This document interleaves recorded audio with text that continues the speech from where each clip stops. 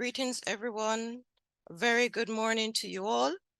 I am Dr. Northover, Principal Investigator from Sir Arthur Lewis Institute for Social and Economic Studies at the University of the West Indies. Welcome, and we really anticipate a wonderful discussion from our exciting line of panelists and our discussion group that we have set up for a roundtable and hearing from you. I just wanted to provide some opening remarks on the project and some contextualization on this concept of disaster capitalism.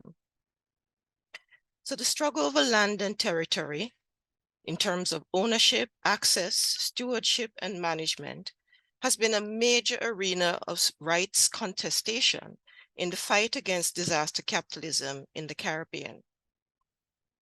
The Caribbean is a sociocultural space that has been shaped by centuries of conquest, domination, violence, and unabated processes of primitive accumulation.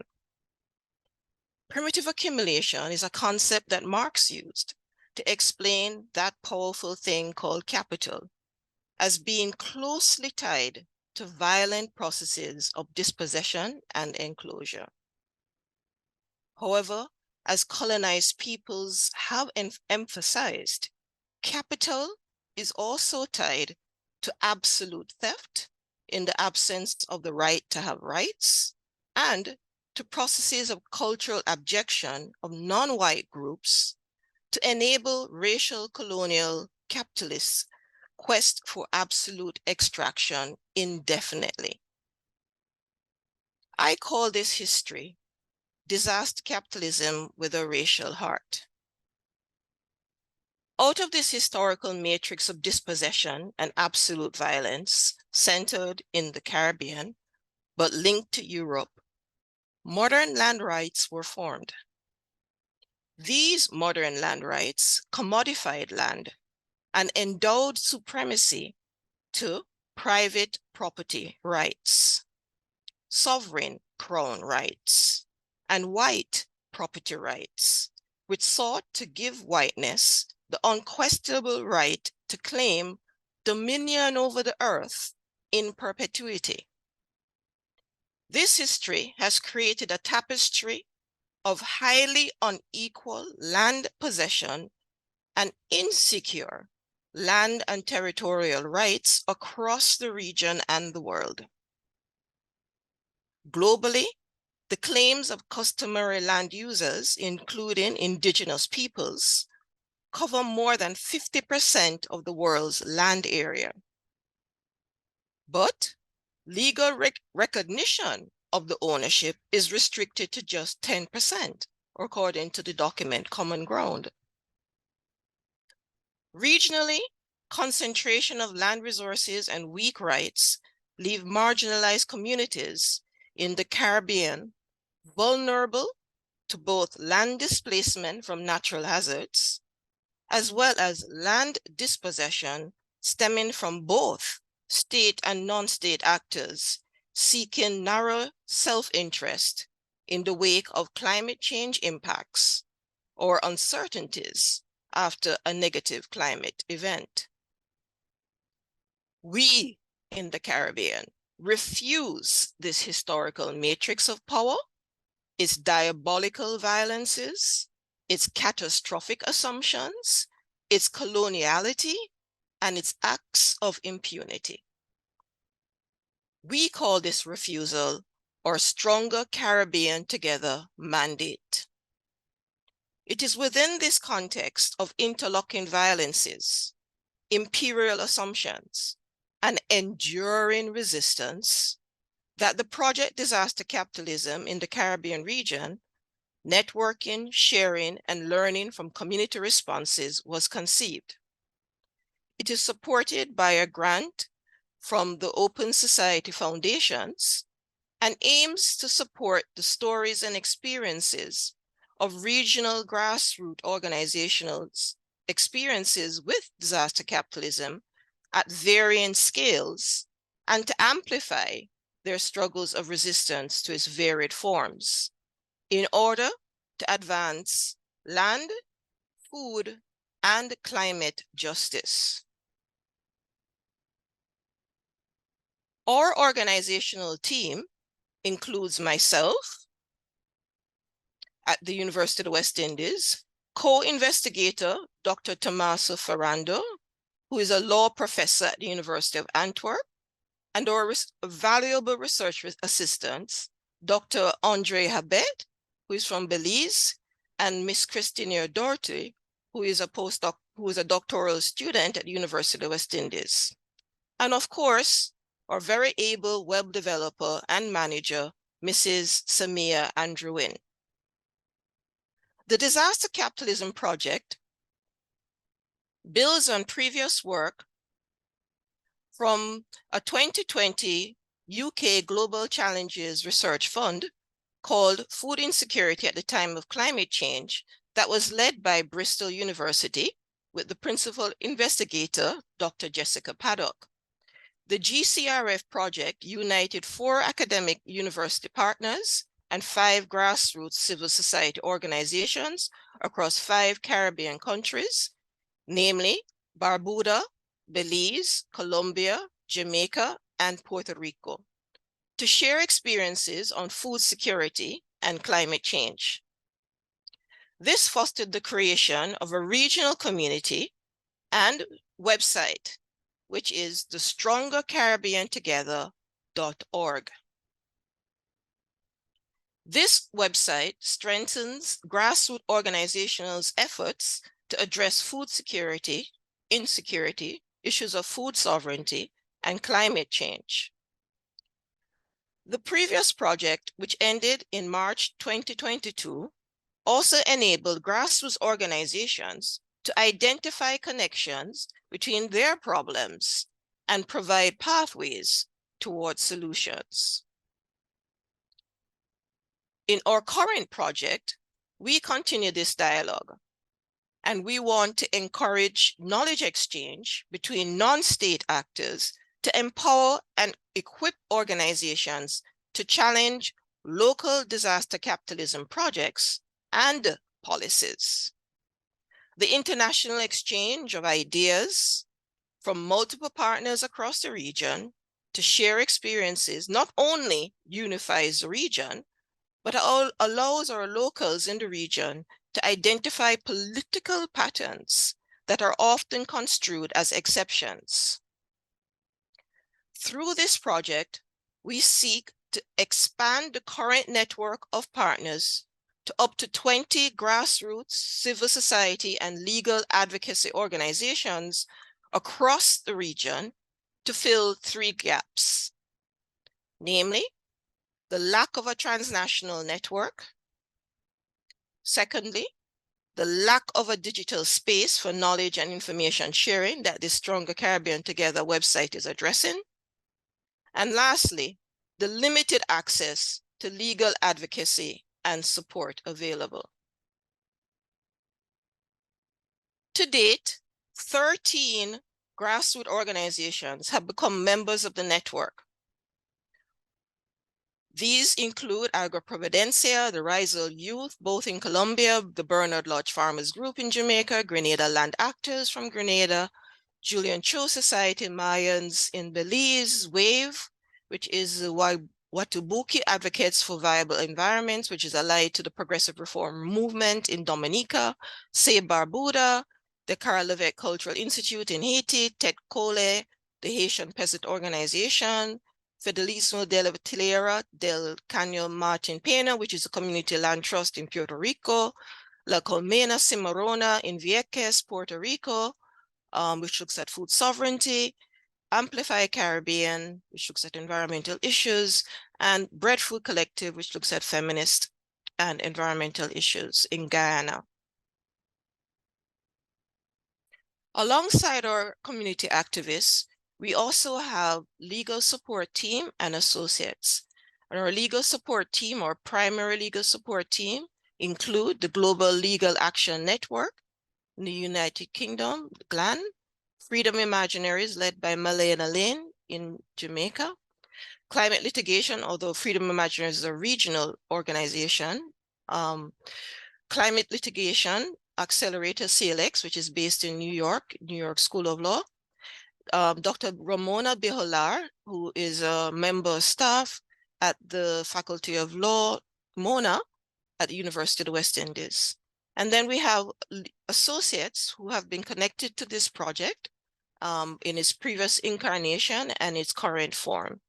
And these include the University of Antwerp, who is our co-partner, the National University of Columbia, University of Bristol, London School of Economics and Political Science, as well as the Caribbean Youth Environment Network. Thank you. And I look forward to a wonderful discussion and conversation with you throughout our webinar presentation. I turn the floor back over to you, Andre.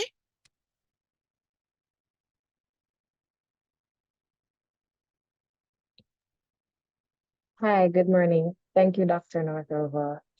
I am Christina, a research assistant supporting this project, and we will now move into the next phase where we will have different grassroots organizations share their partner presentation on the theme Caribbean land rights and disaster capitalism. As Dr. Northover mentioned, we have expanded our network across several countries in the region, some of which include Puerto Rico, Haiti, and Belize, and we will be having 3 presentations from each of these partners. Before we begin, I will start with a brief bio, and we will start with Anna from La Colmena, Cimarrona. Ana Elisa is a farmer and a co-organizer of La Colmena Cimarrona in Vieques.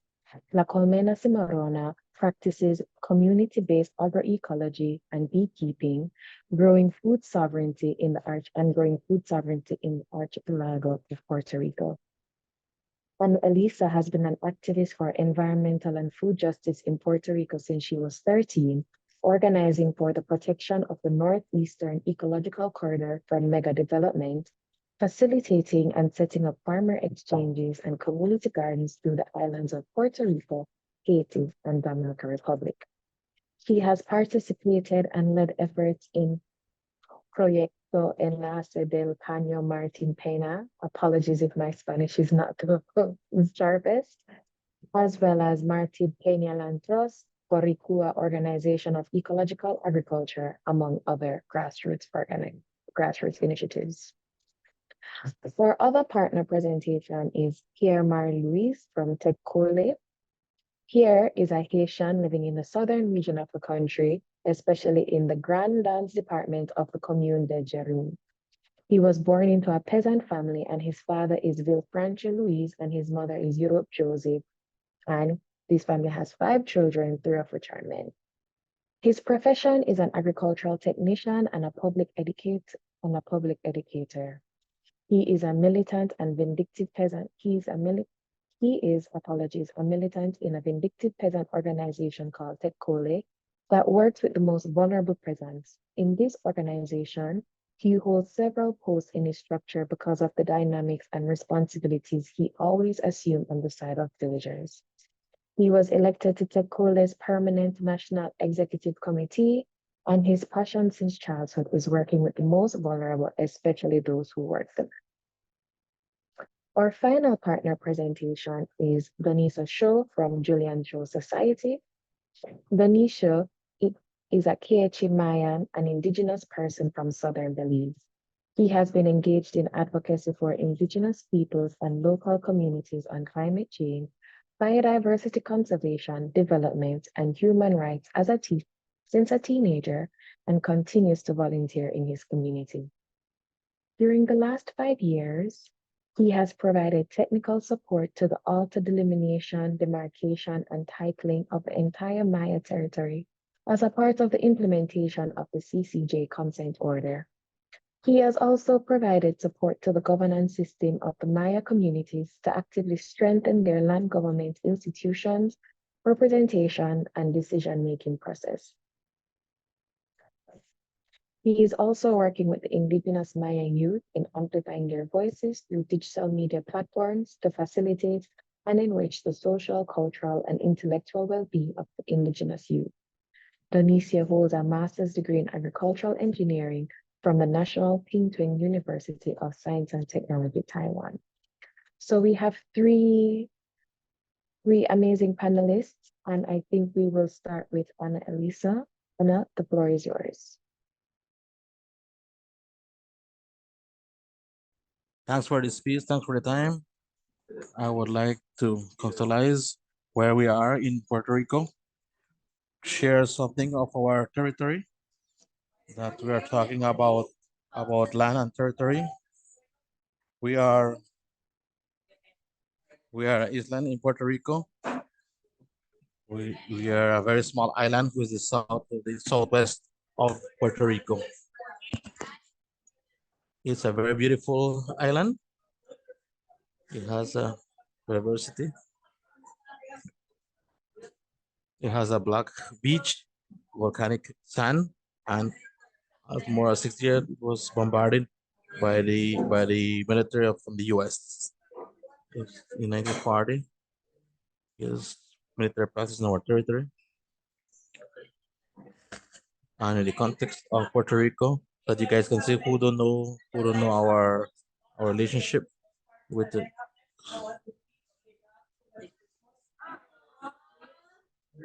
yeah. Then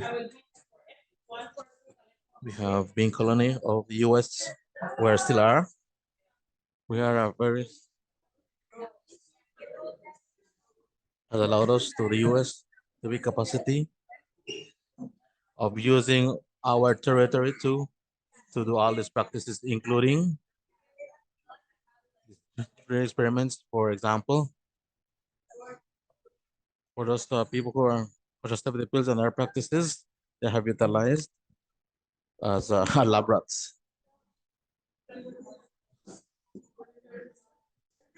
The white section in the map was the area that where the Warren came into 1940s, decided to take over 82% of the territory so that they could do their doings, and they left the original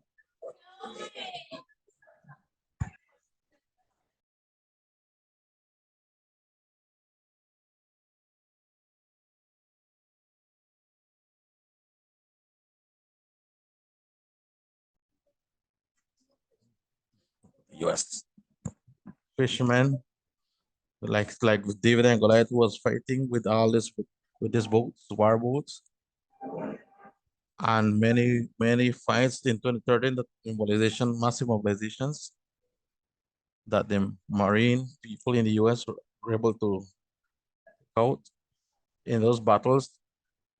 One of the battles, that's the overcoming of the land. They were rescued. Majority of the rescue lands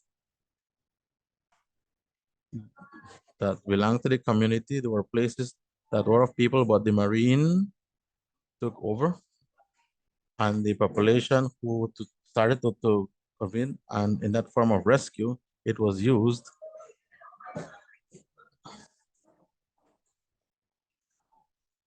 It was used. I have a song. I will not share it much. I'll share a little bit so that you guys so we can move faster.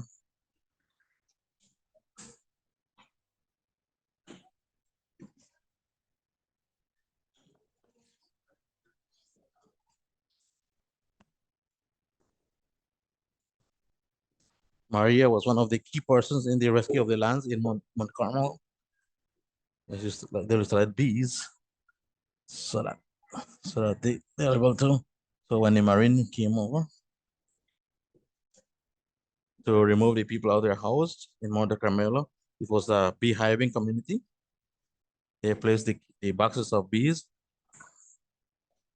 and that made that the military had to flee from the spot.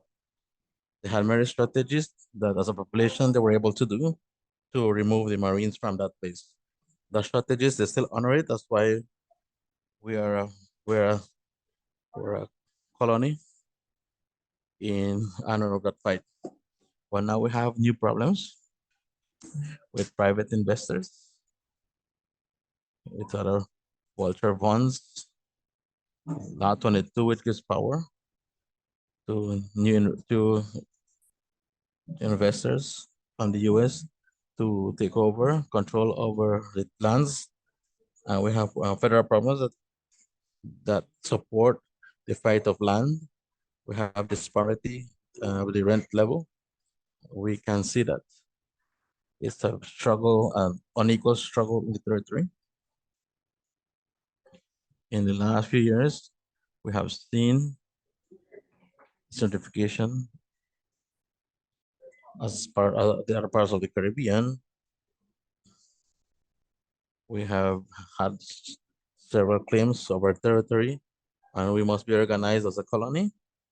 For example, recently, according to data, 55% of the young people in Puerto Rico, they live in poor conditions, and 26% they live under this condition. This is in the context, the reference to the other countries of Puerto Rico, where we're a territory of the US, where still Commonwealth, we have about 400 million people. 1 out of 3 are on welfare under the government.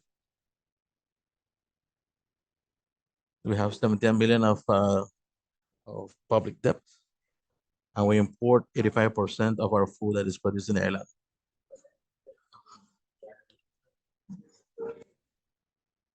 For scene that we have some rules that the US create so that we are unable to commercialize with other parts of the country or the world, and we must consume from their products, particularly of their products. We have a loss of territory. It's increasing on every day because of the construction that we're doing on the island in the urban areas. Because we not prioritize the land for agriculture use. We have an important mix. Chicken, something that people consume a lot of bananas, rice, beans. Most of products are imported. Only the bananas or plantains are products that are kept as local products. The alternative that we are suggesting is agroecology, which is the different projects in the island in Puerto Rico that we're working at this forefront. And this is our place of forefront. We have Guaquia agro people who are working with agroecology.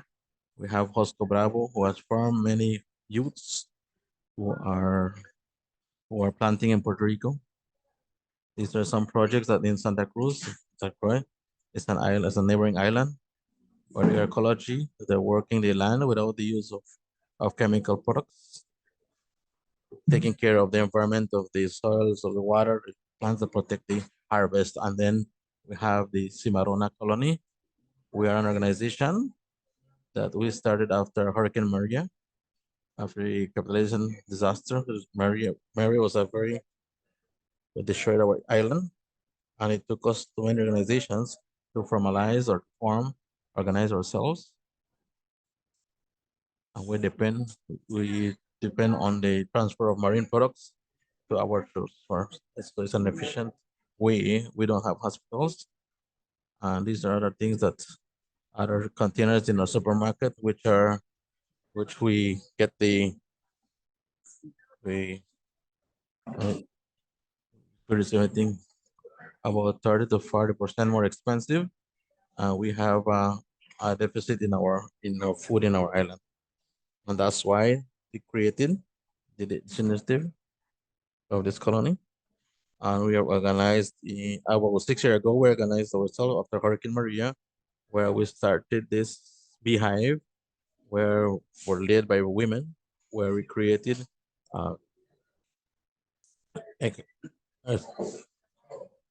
we also created a place of health, and also we promote ecology to organize the resources for our community. These are the 4 initiatives of our colony. El de Panao, Seedlings, Samaria, Kilke. So we are able to manage the different resources for our community. We have our agriculture plots in a place which is more and more destroyed. The so-called desertification We're in a zone in the Valley of Esperanza, and we can see where we're fighting for our land territory. For us, it's very important to take control of this territory. A place that doesn't plant is a place without autonomy. And it's about 3 years ago we started this agricultural plot. It was guided by agricultural principles, administering plots. We're currently trying to find forms or ways to guarantee the with grants of land and other strategies, and we are managing with our communities. It's a place where we have a lot of droughts, something that we've been learning with the climate change. A place when it was supposed to rain, it's now not raining, and we're now learning every day, and we're struggling in our territory. We have our ceiling cards, images of our plantation, our groups that we have, and amongst all, we made it's a mobile market, the Sandumia, where we manage agricultural products for our community. We have the apiary, Los Valientes, required agriculture, where they were struggling with their bees against the military personnel. They're called the land of the brave. And that's why we have found it suitable to put the name to our program. And finally, we did our work. You can be able to show a little bit of where we are. Let the camera can see to show it.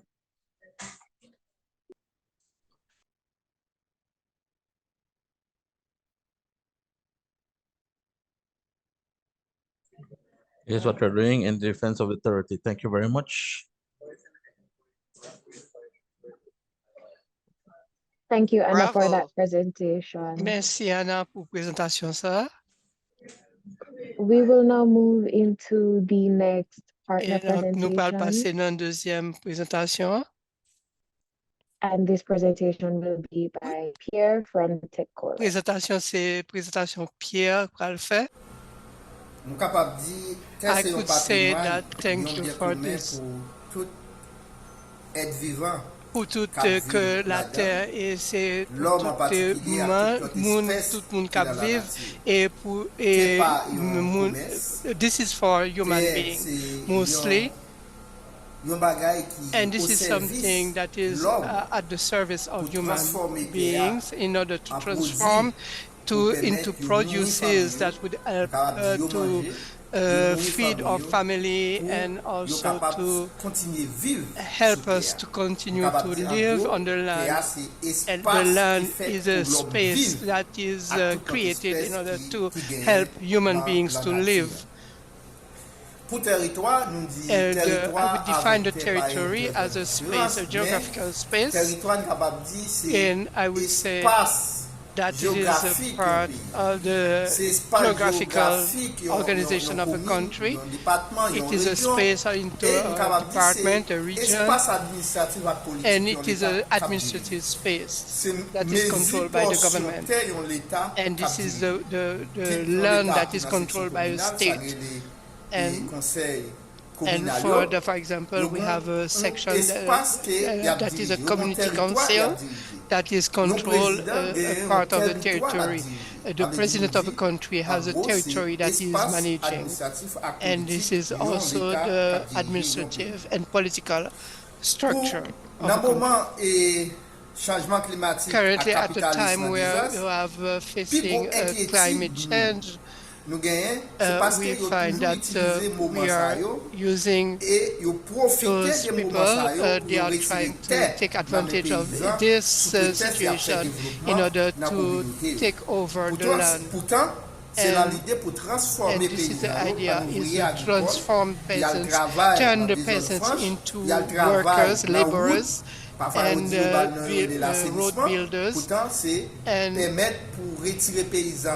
it is displacing the peasant and having them to leave his land, and they will sign contracts with great multinational companies, and they will build free zones, and also they will also exploit the mineral resources, because they know that there is a lot of mining resources.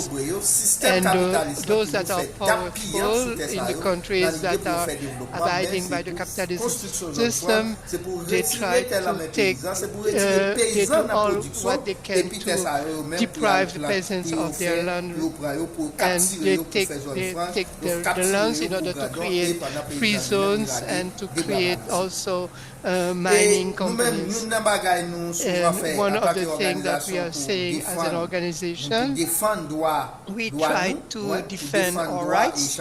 We defend the rights of peasants facing the climate change. We try to defend peasant organizations, and we try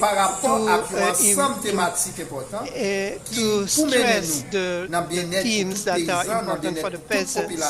And we try to see that the situation of citizens in the country and those themes that are at the root of the peasant economy.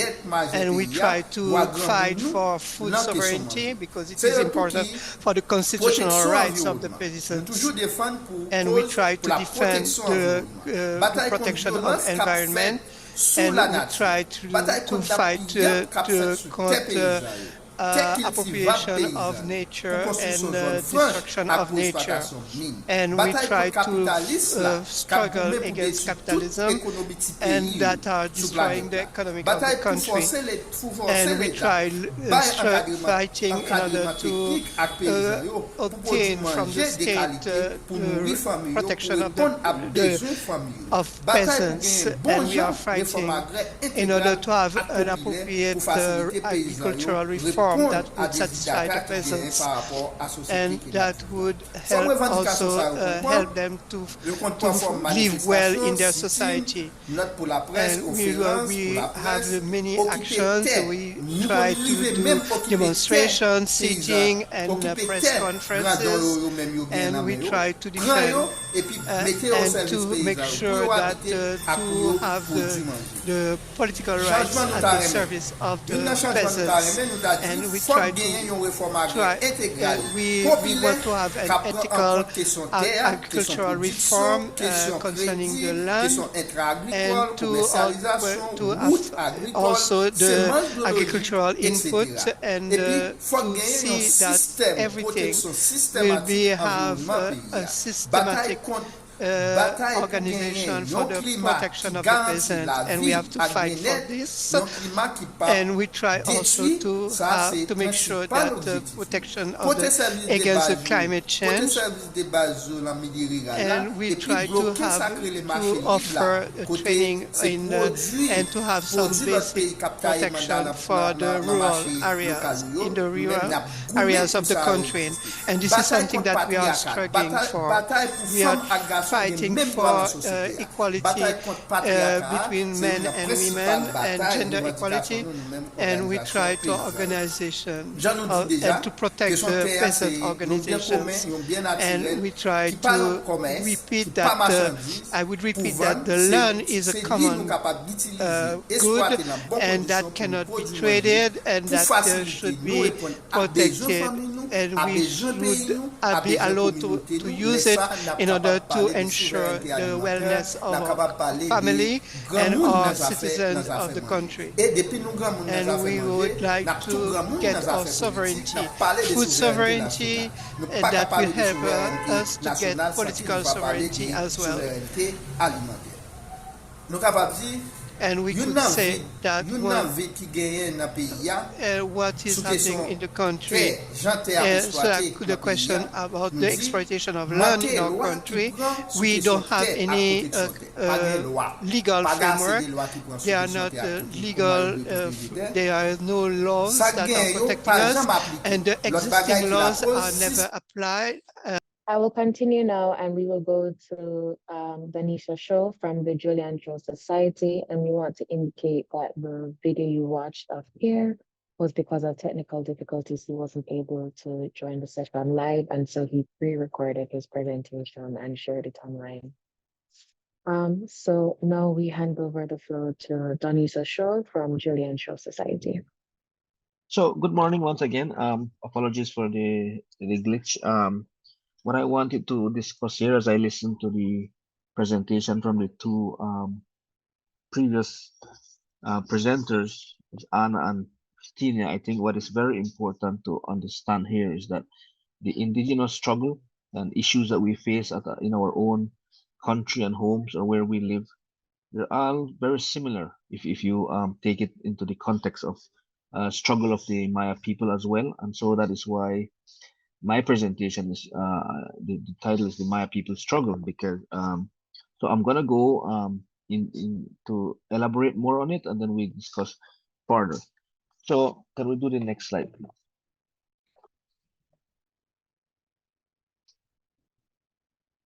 So I just wanted to give context of where the Maya people of Belize are. Where there's two maps on the slide. That the first map is where that's the area of Belize. It's divided into 6 districts, and we are concentrated really in the Toledo district to the it's to this what we call the southern part of Belize. So that is where we have 2 indigenous groups, the Mopan and the Ekchi. Mayan group predominantly is the Ekchi that that about 80%, and then the Mopan are about 20% of that district. Of course, we have other um, uh, groups such as the Garifuna, who are considered indigenous in Belize as well. We have East Indian communities, and we have what we call the Creole community. So we are, but predominantly it's the Maya community, Maya people that dominates the southern district. Next slide, please. So what is very important here is that we, the Maya people, our philosophy is what is that we are people who live, depend, work, and use the land. So this word Ralchot means it's children of the earth. So the Maya people here see themselves as children of the earth. Without the earth, without land and all its resources, we cease to exist. Next. And we also considered ourselves, we know that we are a resilient people. We have, if some of you have visited Belize, we have the great Mayan temples that we have. So our ancestors were resilient, and we also are a resilient people. Many times when we read the history books that are written by the colonial masters, it's really, when they talk, it's like a Maya people that no longer exist. But we are here. We of course we have adapted to we have changed many of our ways of our lives have changed, but we still are resilient people. Next, please. So what is important here is that the Maya movement, as we call it. So to give further context, we have 41 Maya villages in Toledo district, and so when this movement began, it's really because of the exploitation.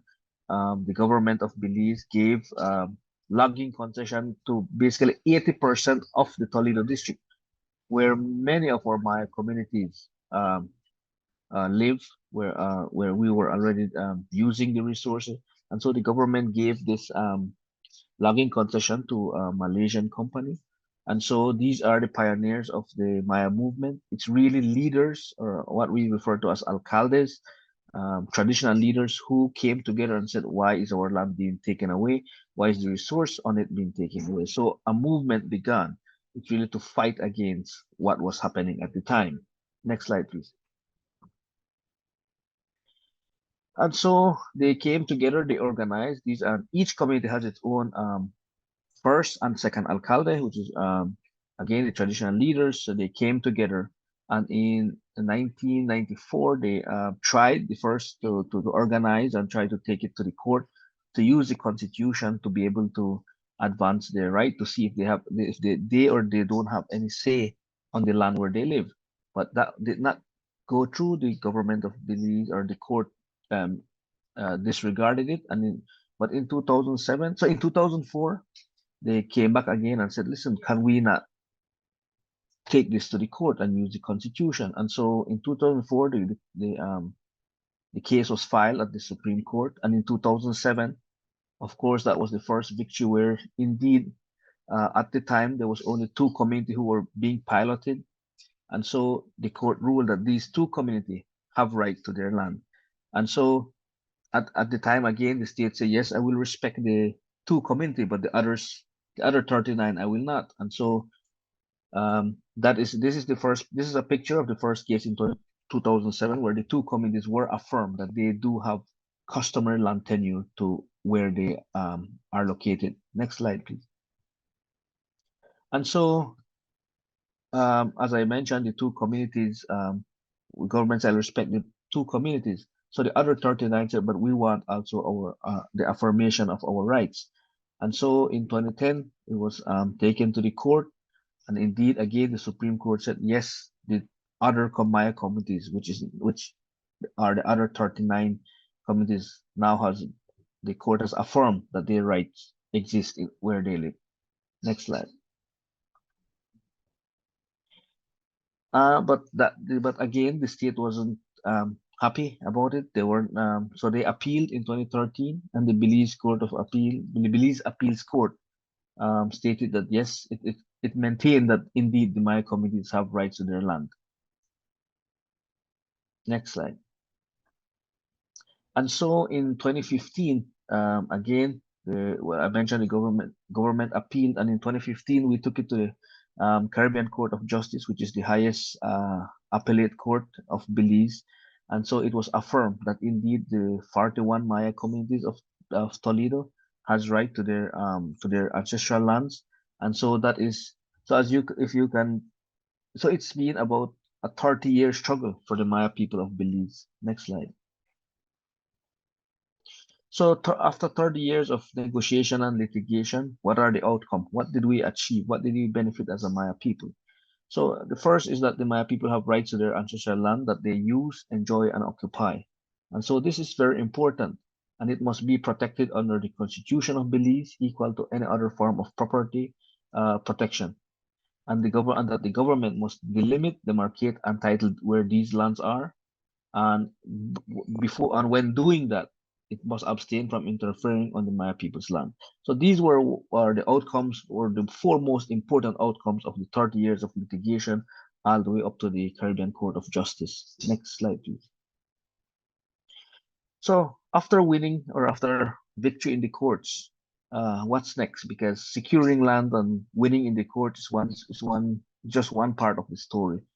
But one of the most important aspect now is that what's next? What's the road ahead for the Maya people?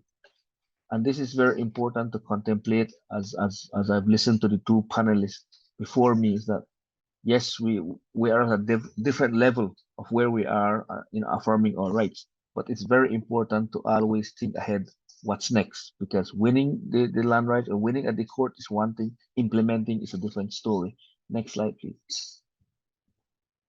So we had to come together as a Maya people to dream together of the future of our children. And in this dreaming effort, what we ask is not what we want. That was never the question, because if you take that approach, you will miss very key steps in dreaming. And so for us, the question asks us, who are we as a people? And the other one was, what are our pains and joys? Because if you don't know what's your pain, and if you don't know what your joy, you will lose track of where you want to go or where you're going.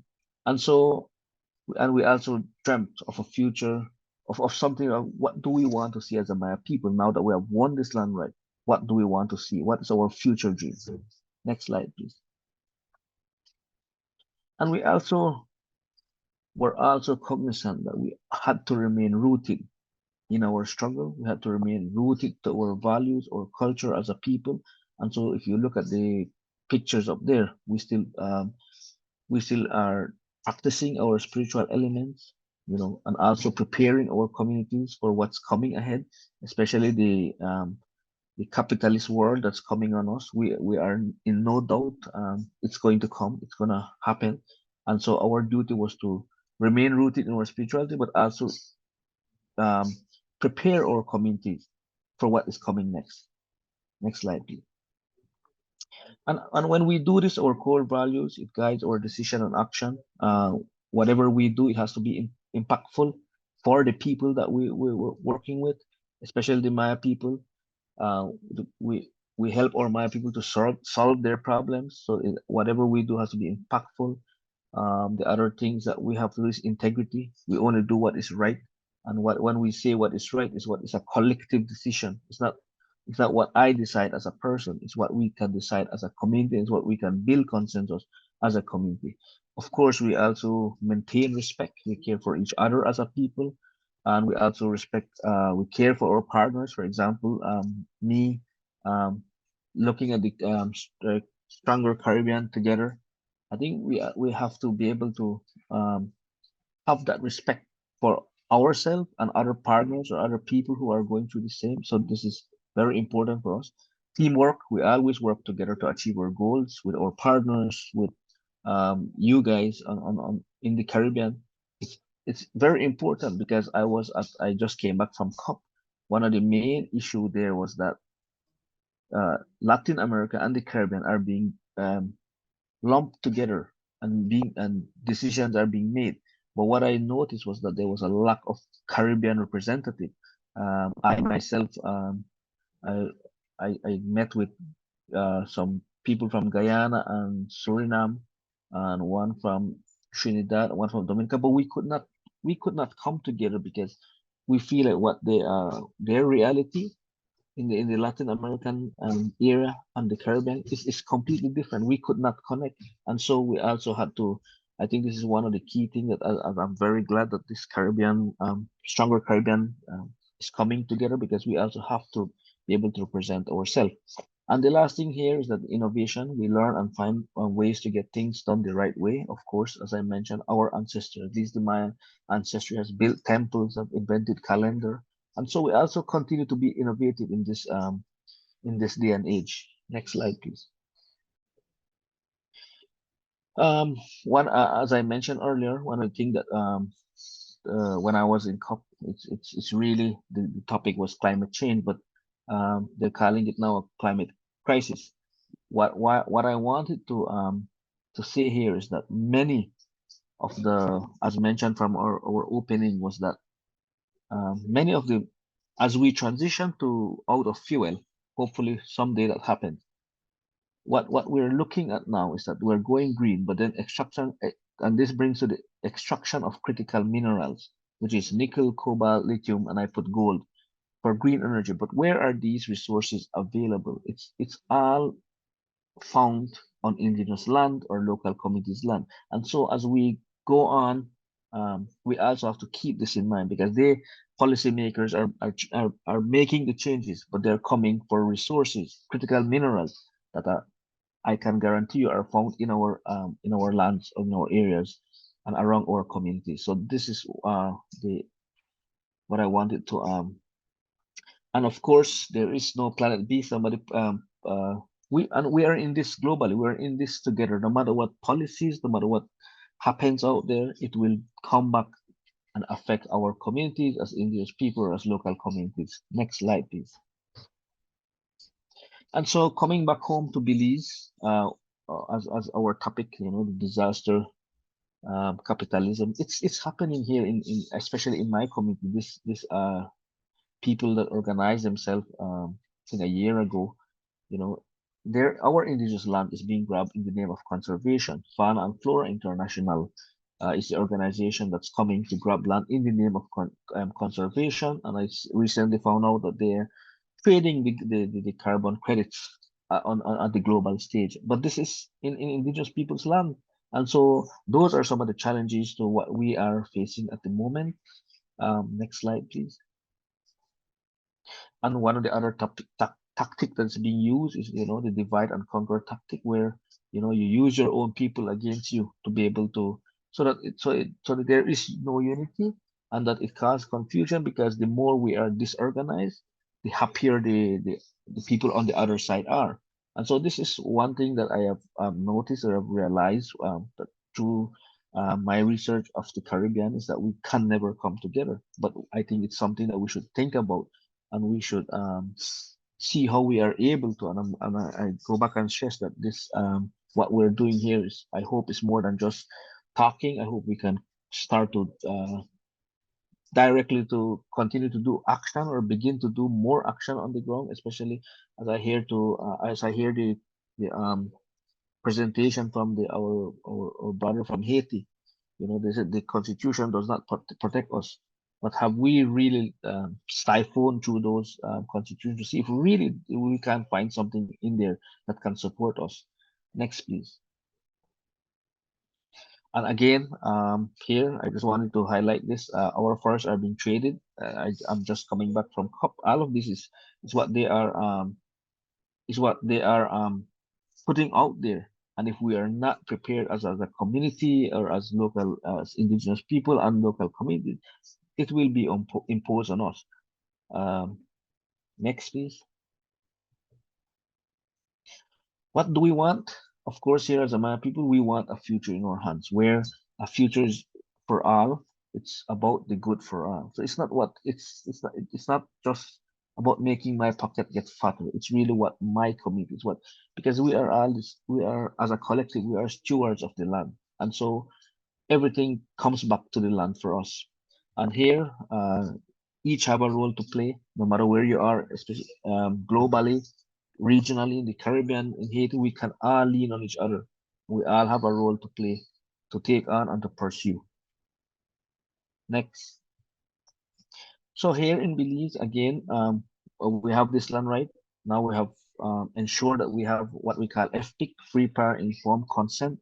What we have been doing is really to create awareness to our people, because you can have affirmation of your rights, but if you do not ensure that your community is properly interested, or if they're not well informed, might as well not have the land right. So this is where we are as a community. We have developed a EPIC process, a protocol, where we are in the process of creating awareness for our communities. Next, please. So this is important. One of our elders, we tend to give value to our elders here in our Maya, as a Maya people. One of the things I always said is our rights will not be won in New York or Geneva or in the Caribbean, but here at home. Because if you do not have the people supporting or buying or believing what you are promoting, you will struggle as an organization or as an entity. So of course, we have to continue to do international advocacy, regional advocacy, coming together as indigenous people or local communities. We have to do that. But we all must be reminded that our people are who we serve, and once we have them on board with us and believe in what we're doing, we will not go wrong. Next, please. And so thank you. This is my presentation. I hope it's helpful. I hope insightful to what we are aiming as a stronger Caribbean group. Thank you. Thank you, Donisio. And thank you to all three of our presenters. It was really interesting to hear the similar threads of what's happening in Haiti, Puerto Rico, and Belize. And some of the attendees online where you're listening may also be able to pick up different similarities or commonalities within their country. And as Donisio said, that's the importance of this webinar, and that's the importance of this network, to break down the silos and so similarities, so that we can, it's better to fight together as one than to be disjointed. We are running a slight bit behind time, but we do have 5 minutes for question and answers. So I don't know if anybody would like to ask a question to any of the panelists.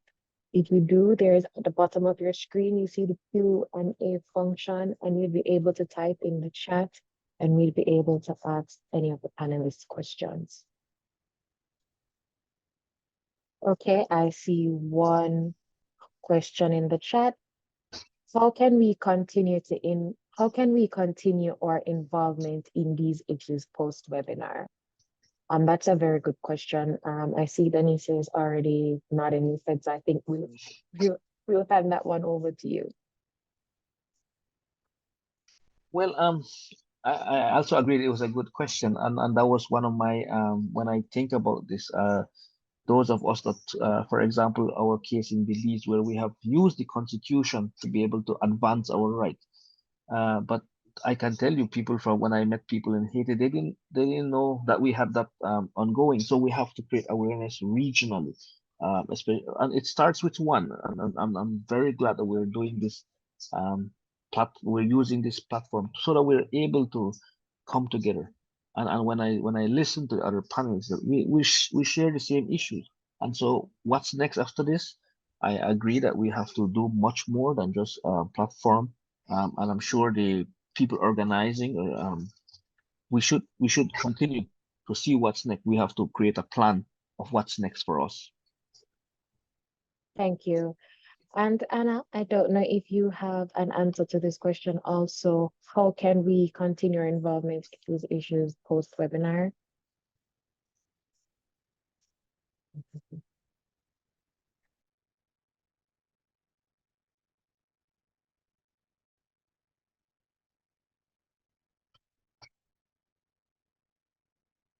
Anna, I think your microphone is mute. I'm hearing Anna. I'm hearing her. Oh, Yeah, I think okay. you might be in the wrong channel, or I don't know. Okay.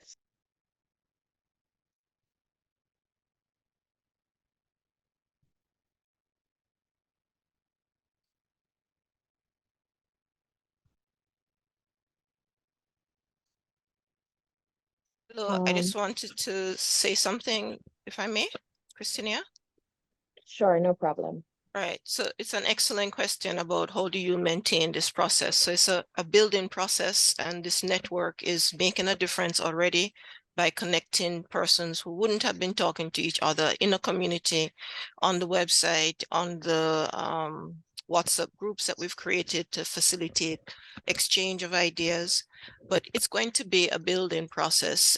We have activities that we're planning, not just the webinar, but internal workshop empowerment projects, working with our legal partners, as well as a face-to-face gathering next year that will bring together, and we will have a brainstorming as to how we can concretize in material ways the actions, the lessons learned from the legal engagement with some of these issues, or the strategic engagement by the citizens that we have learned from in these arena. So it's very important that we continue to learn from each other, share with each other, and to consider this platform yours, so that we can have the information that we need in order to troubleshoot together and to build those relationships and mutual awareness of what works and what doesn't work in the fight against the common challenges. Thank you, Dr. Northover. And I see that Anna has raised her hand. Anna, you'd like to add something else? Good morning, everybody. I am Islanda Duel. I am a member of the Kole movement, and I was trying to join about what is happening on the Earth planet.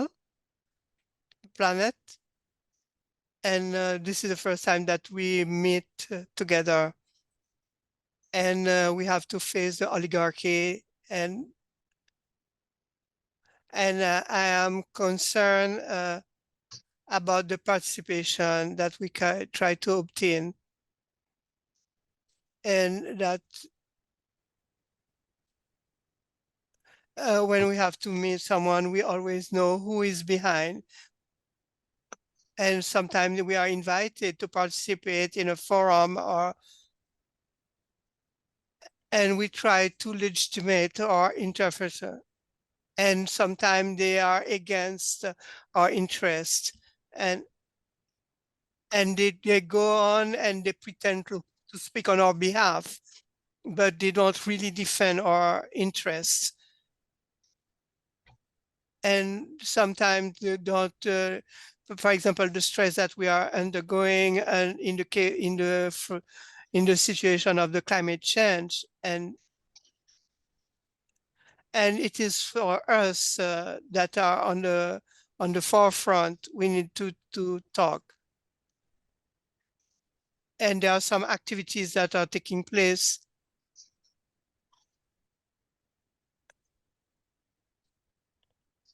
And sometimes they give us a space, but they pretend to give us a space, but it is in fact to legitimate what the decision that they are going to take. And they are already cut from our reality. And they don't, they have an impact on our environment, but they don't do anything. And they allow our environment to deteriorate.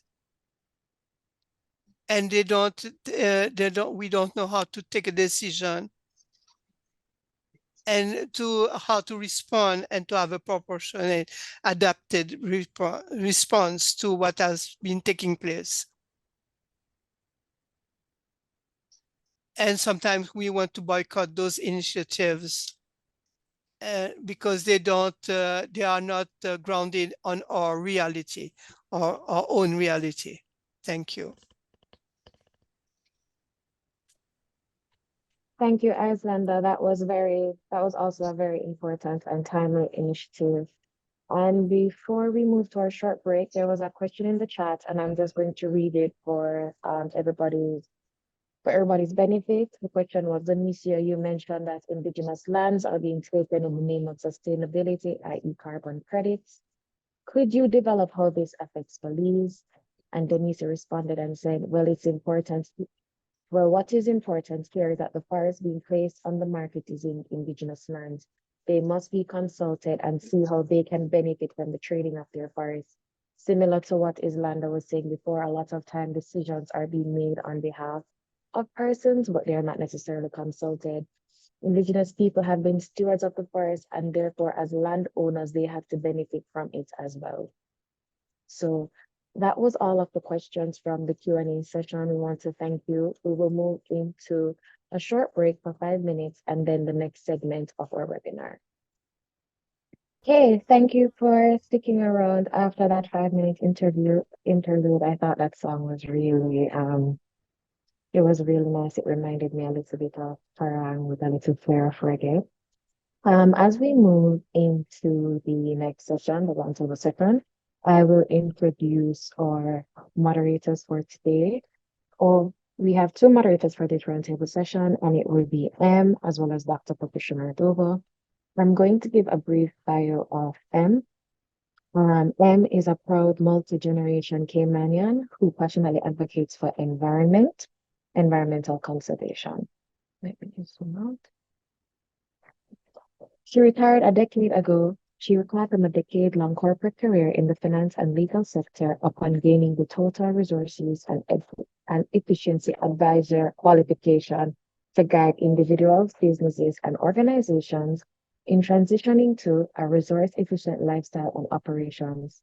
In the sustainability sphere, M is the leading member of Amplify Cayman and ambassador for Sustainable Caymans, a coastal lagoon ecosystem educator and an assistant project manager with the Mangrove Education Project, as well as a council member of the National Trust of the Cayman Islands. She is also an ambassador for the Sustainable Travel Organization, a trustee of organization that lobbies against single-use plastic, and the director of Marine Anti-Pollution Organization. Cayman's people have faced great adversity as a result of colonialism and disaster capitalism, such as a high cost of living, second highest in Latin America and fourth in the world, and decreased climate resiliency, which has fractured our social fabric. Through community engagement, Clem's advocacy work supports island nations like Cayman that were built on resourcefulness to return to their roots, inspiring people to be the change they wish to see. Emmy is supported by Dr. Patricia Nordova as a moderator in this session, who is the principal investigator for this project, Disaster Capitalism in the Caribbean, and is also a senior fellow at Salisis Illinona. And Dr. Nordova, I'll hand the floor over to you.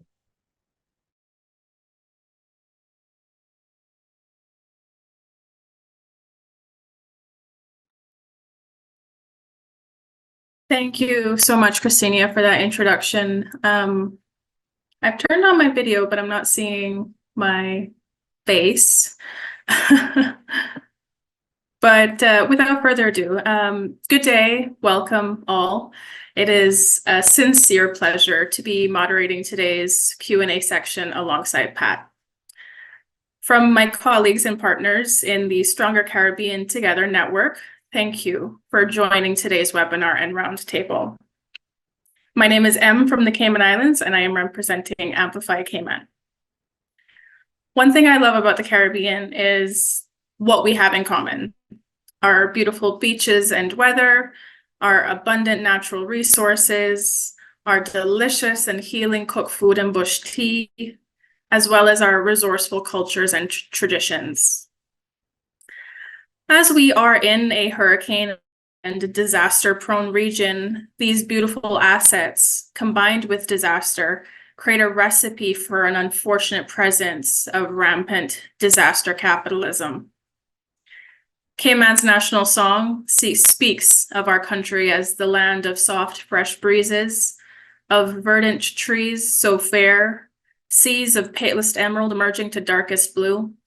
And these are common traits we in the Caribbean share, but are losing rapidly due to negative forces. Today's webinar unites community leaders and legal experts to explain how Caribbean communities continue to be systematically displaced, how many have resisted their displacement, and inspire a vision for Caribbean sovereignty. It is through conversations such as those occurring during today's webinar, as part of our unrelenting pursuit of justice for our countries, that allows us to move closer to our common goal, a Caribbean united against extractivism, exploitation, neocolonialism, and other forces that lessen our resilience, destroy our culture, erase our heritage, displace our people, and poison our beloved lands and treasured resources. Inspiring dialogue, followed by collective action from participants, special guests, moderators, and listeners of today's webinar will lead to the outcomes we hope for. Following today's webinar, I call on each of you to continue your efforts bravely and inspiringly, and to act as beacons for our communities to rise to reclaim what has been and protect what could be lost. We are stronger together, and we will continue to bravely unite in pursuit of justice for our beloved Caribbean and Indigenous rights.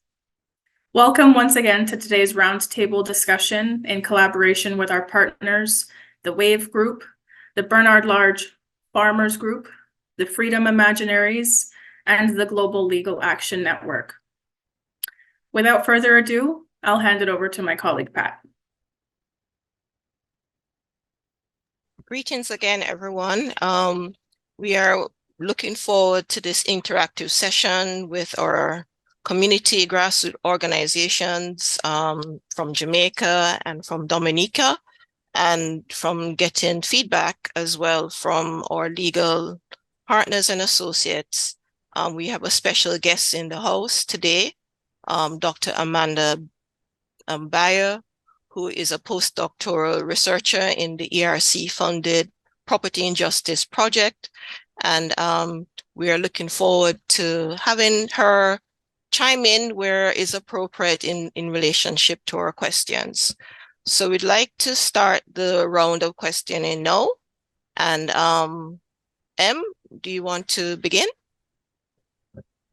Absolutely. So, pardon me as I seem to have brought up the wrong breakdown. Pat, would you mind taking this next one? Excuse me.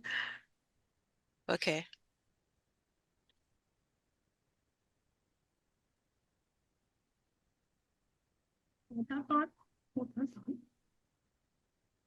Okay, so our first question, we have going to have 2 rounds of questioning. In our first question, we're looking at issues related to women, indigenous, Black communities' participation in land and territorial rights design. And our first question that we'll open to the floor, what does land or territory mean to you or to your organization? Margot, if you're there, or Errol. Margot, could you just highlight if you're present with us now? I'm here. Errol. Yes. Okay. So Errol is from just going to read a short bio for you, Errol. Okay. Errol is he's the vice president. He's a farmer and the vice president of the Bernard Lodge Farmers Group. He's an advocate for the legalization of ganja, as well as an advocate against the disenfranchised peasants and indigenous farmers in Jamaica. He's a natural health consultant, herbalist, reflexologist, and every Friday, Errol is a host on the natural health program on Sun City Radio named A Healthier You. Errol, what are your views on what land and territory mean? Okay, first let me say good morning and to all the members of our stronger Caribbean community. And I hope that we all will continue to work together for this effort to make sure that we all receive our heritage, which is the land. Now, to my organization, the land to us means life. The land means liberty. The land means progress. It means enrichment also. We can't leave that part out. Right? We use the land for everything, all forms of sustenance. Jamaica is a farm country, so therefore we look to the land for everything. And when we are out of land, we are out of everything as far as we're concerned. So the land to us is very important in our lives, and we think it is disingenuous of the various parties and groups that are trying to keep us off it because they want to control us. It is used as a form of control, and without, it is said that if you can't feed yourself, you have to depend on others to feed you, and that is enslavement. So land and land ownership is paradise. Anyone from the Julian Cho Society would like to chime in? Donisio, Anna from Vieques? Yes. Well, for us, land is central to our livelihood. As I mentioned, we consider ourselves children of the earth. So without land, we cease to exist. So, and when it relates to women, of course, they are part of all the designs in land rights, in the land rights struggle. Women keep us on our keep us grounded. If you have seen the picture on one of my slides earlier, that women are like our shamans here. Many of the women lead those spiritual elements for us.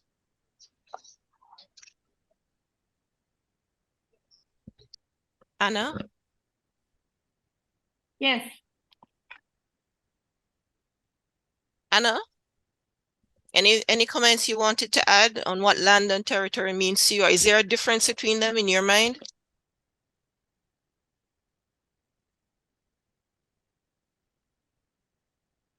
I'm sorry, I'm having a bad connection. Okay.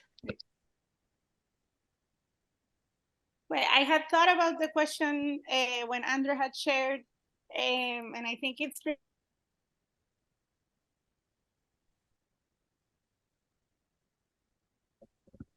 Sorry, we're having some challenges hearing you as well, Anna. Maybe you could type it in the chat, Anna, if you will, and we could read out your response.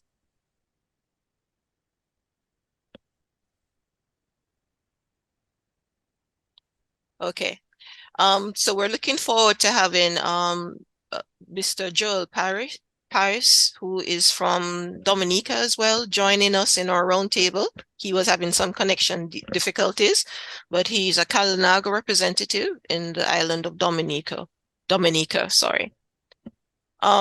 So just to move the process along, the critical issues of sustenance, the life, liberty, progress, enrichment, all of these factors have to be sustained by a rights framework, an institutional framework, a political framework.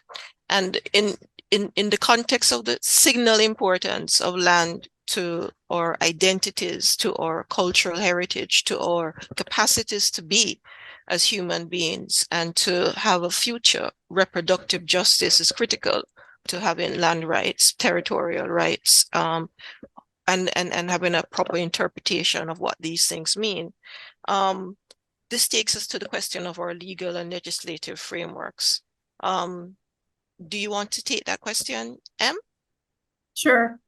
So, this question speaks to something I'm sure we could all sort of chomp at the bit to respond. It's very easy to see gaps when it comes to the legislative framework, whether that be local or national, regional or international. But the question that we'd like to hear from the panel and participants is, what do you see as some common gaps in legislative frameworks that you believe allow for the unjust exploitation of land and territory, land/territory, as well as access rights? In Cayman, I know, a major gap is the lack of relying on Indigenous wisdom and encouraging a holistic public participation when it comes to legislative updates that particularly affect our natural resources. So who would like to take that question? Melene? Just to recognize, Melene is one of our partners. She's also an international human rights lawyer and the founder of Freedom Imaginaries. And she's been at the forefront in the Caribbean, tackling the legacies of slavery, colonialism, and contemporary forms of oppression, and holds a law degree from Harvard Law School and a master's in advanced studies from the Graduate Institute of International Studies, Geneva. So she's well trained in her field, but she's passionate in what she does, and she's qualified to practice law both in Jamaica and Guyana. Melene, what are your thoughts? So I have a lot. I've been thinking about this question a lot in terms of the legal obstacles, right? And that was a question, legal obstacles when it comes to the question of land. Yeah.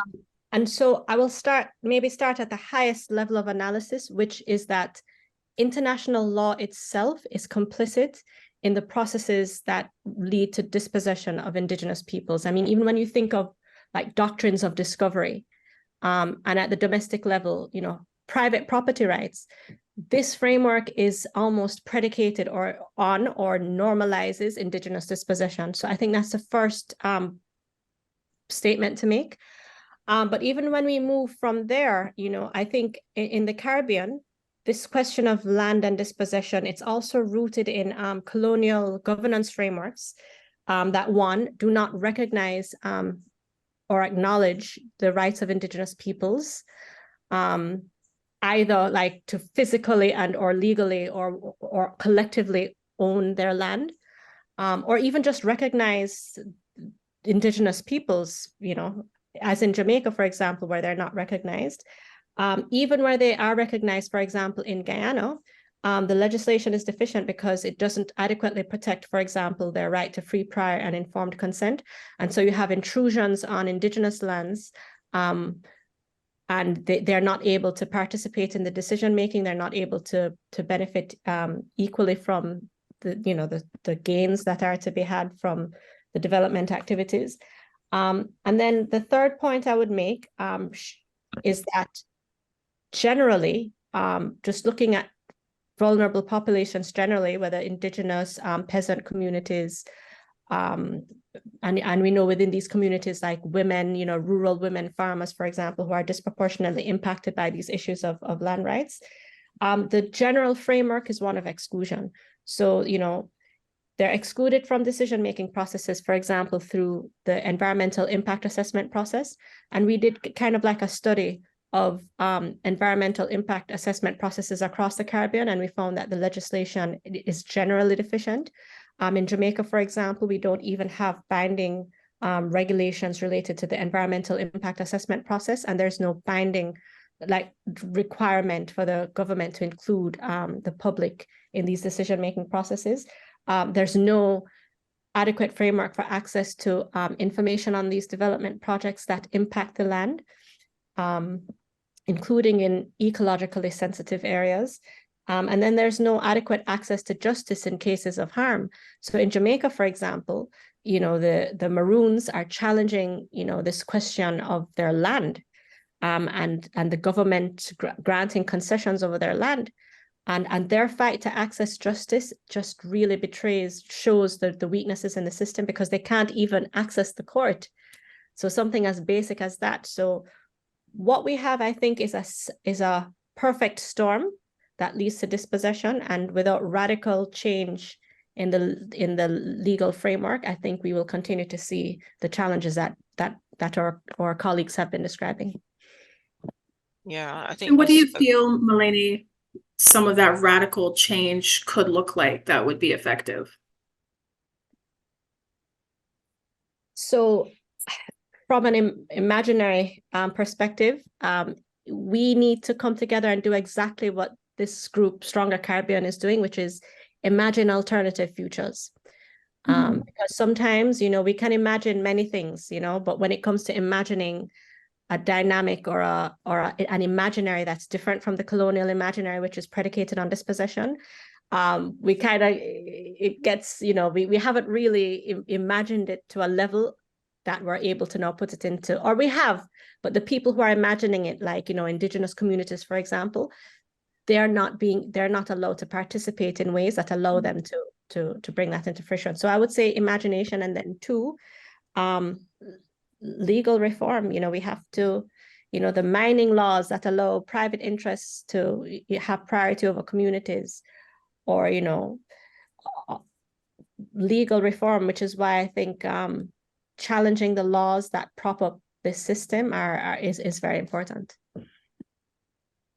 That's a very good point. I've seen a lot of progress from legal frameworks globally, and I say a lot modestly, but where it comes to land itself getting rights, and indigenous nation groups getting rights, so that the issue of the private groups having more say in what can be done to a certain area or ecosystem can almost sort of contest with the rights of those environments and those peoples. And I think if we kind of get globally on that train of thought, where trees have rights, oceans have rights, same way, private interests have rights to access, etc., we might have a more level playing field. But to your point, that feeds in well, I think, into our next question, when it talks about some of the issues we've raised. So what are some of the concrete challenges that have been faced, or are still being faced, where land or territorial rights are not being adequately protected? Yeah, I'm wondering if Sarah may want to comment on that, given the experience of land in looking at the situation in Barbuda, and if Amanda, in her own background in property injustice, may want to shed some light on those issues. But you'd then ask Errol and Donisio to tell us about what's going on the ground for them as well.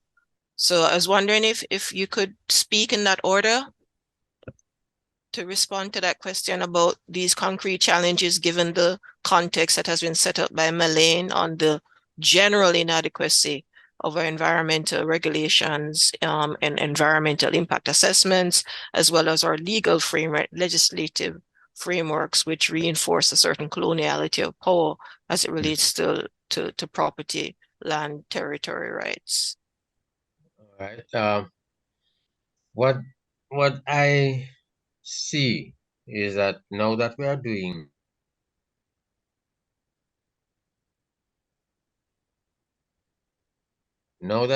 a constitutional reform, I think it is best that we use this opportunity to have all the benefits, all the rights of the indigenous people entrenched in our constitution. Given the action of the government today, they are delaying and still sliding away from it. But we have to corner them because they're not going to come to us, right? This is why we have to use the media or whatever source we can use or whatever resource we can use to get them to come to us to have that conversation. Because we have been trying over the years to have meetings with them, and they have always been putting them up at the last moment, right? So the Constitution is where we have to correct this. It cannot be corrected any other way. If we try to use demonstrations, it is only to show that we are angry about what is happening, and we are not pleased with what is happening with us. But when we sit together to rewrite the Constitution, to have our rights entrenched in the Constitution, that would be a much better way to solve the situation. If it is not there, they're not going to pay it any mind. Because why they are behaving like this is because there's nothing in the Constitution for indigenous people. All rights are just in our minds as far as the Constitution is concerned. Our land ownership is just a figment of our imagination as far as the Constitution is concerned. So we have to correct it from the constitutional side of things before anything can really happen on our side. Powerful point. Anybody wants to chime in, add their perspective on that? Sarah, Amanda, Donisio.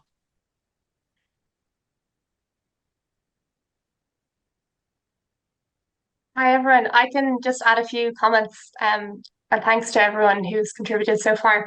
And I think just in terms of, our work in Barbuda, and also just to shout out to John and Jackie, who I see in the audience, and they very much have led the activism in Barbuda, and they're very inspiring. But I guess one huge sort of challenge, as Malene also referred to, is the fact that, and also it was referred to by other speakers as well, the fact that the laws are sometimes there, but they're not enforceable. And that's a huge problem with international and regional laws, whether it's the Ramsar Convention or the Escazú Agreement. They're strong laws and they're there, but if they're not being enforced, they're of little help. So, for example, in John and Jackie's case, they are facing the issue of standing, even though the Escazú Agreement guarantees broad and active legal standing. And then with the Ramsar Convention, both in Barbuda and Grenada, the communities have been trying to engage with the Secretariat, and it's kind of falling on deaf ears. So I think that's another sort of issue. And Dr. Beyer, who's with us now, her work kind of looks at, she's trying to decolonize international law, and that's another problem. As Malene referred to, the fact that international law actually favors the English common law, English land law, which was brought to the Caribbean during colonization times, and very much sees land as a commodity to be traded. And just to quote from Pierre Louise earlier, he very powerfully said that land is a common good that should not be traded, and very much agree with him. But unfortunately, our international law frameworks don't see it that way. And then in terms of just other challenges, using Barbuda as an example, I think the weakness of democratic institutions and sort of legislative backsliding has been a problem in Barbuda. So the Barbuda Land Act, unfortunately, was repealed sort of secretly without the Barbudans' knowledge, which was a huge step back for them in terms of their fight for communal land rights. And also developers come in and they just have the audacity to think that they can just create new laws. So, for example, Robert De Niro on his development, Paradise Found, they just went ahead and made a new piece of law, the Paradise Found Act, to justify his development. So the fact that parliaments kind of collude with these developers and the sort of lack of rule of law is another, I think, huge issue. And of course, disaster capitalism allows for that scenario. And then I think another challenge as well is the fact that communal land rights aren't always recognised. And it was amazing to hear from Donisio about the Mayan land case. I think that's really inspiring for people like the Barbudans who are fighting for their communal land rights, but unfortunately are up against Privy Council judgments which have said that there are no communal land rights for now. So it's very much an uphill battle. But I think learning from other communities who have managed to win their communal land rights is a really good step forward. So yeah, I'll pass it over to the next speaker. Yeah, and just wanted to remind the audience that Sarah Mali is from Ireland, and she's working with the Global Legal Action Network, which is one of our partners. So thank you so much, Sarah, for jumping in and supporting the project in so many ways. I'm happy to jump in also and say something quickly. Hi, Amanda here, and thanks again to Sarah from Glan and Dr. Northover from the Stronger Caribbean Together Network, and just because I'm a late addition to the event, but just to echo many of the excellent observations made today, I think I was struck very much by the presentations in which people were talking about the very close relationship between communities and land, the idea of land as heritage and as a base for identity. And I think what's really important to recognize in the context of the law is that the way we define property, particularly in the Commonwealth Caribbean, doesn't include these definitions of land. So actually, when we think about obstacles to land protection in the Caribbean context, property itself is an obstacle to the protection of land, because what's protected in the Constitution, because all Commonwealth Caribbean constitutions provide for protecting property, protects against deprivation of property, for property unless it's for a public purpose, and then there's compensation. That is a very narrow definition of property that sees property as an economic asset that can be individually owned exclusively, that can be traded as a commodity on the marketplace. And it doesn't require the individual owner to actually protect property. That owner can actually destroy property as a corollary of that right. So when we talk about reform, constitutional reform, and attempting to improve or strengthen those protections for property rights, what you will be strengthening is strengthening the right to exploit and destroy. And so if we're talking about engaging this idea of,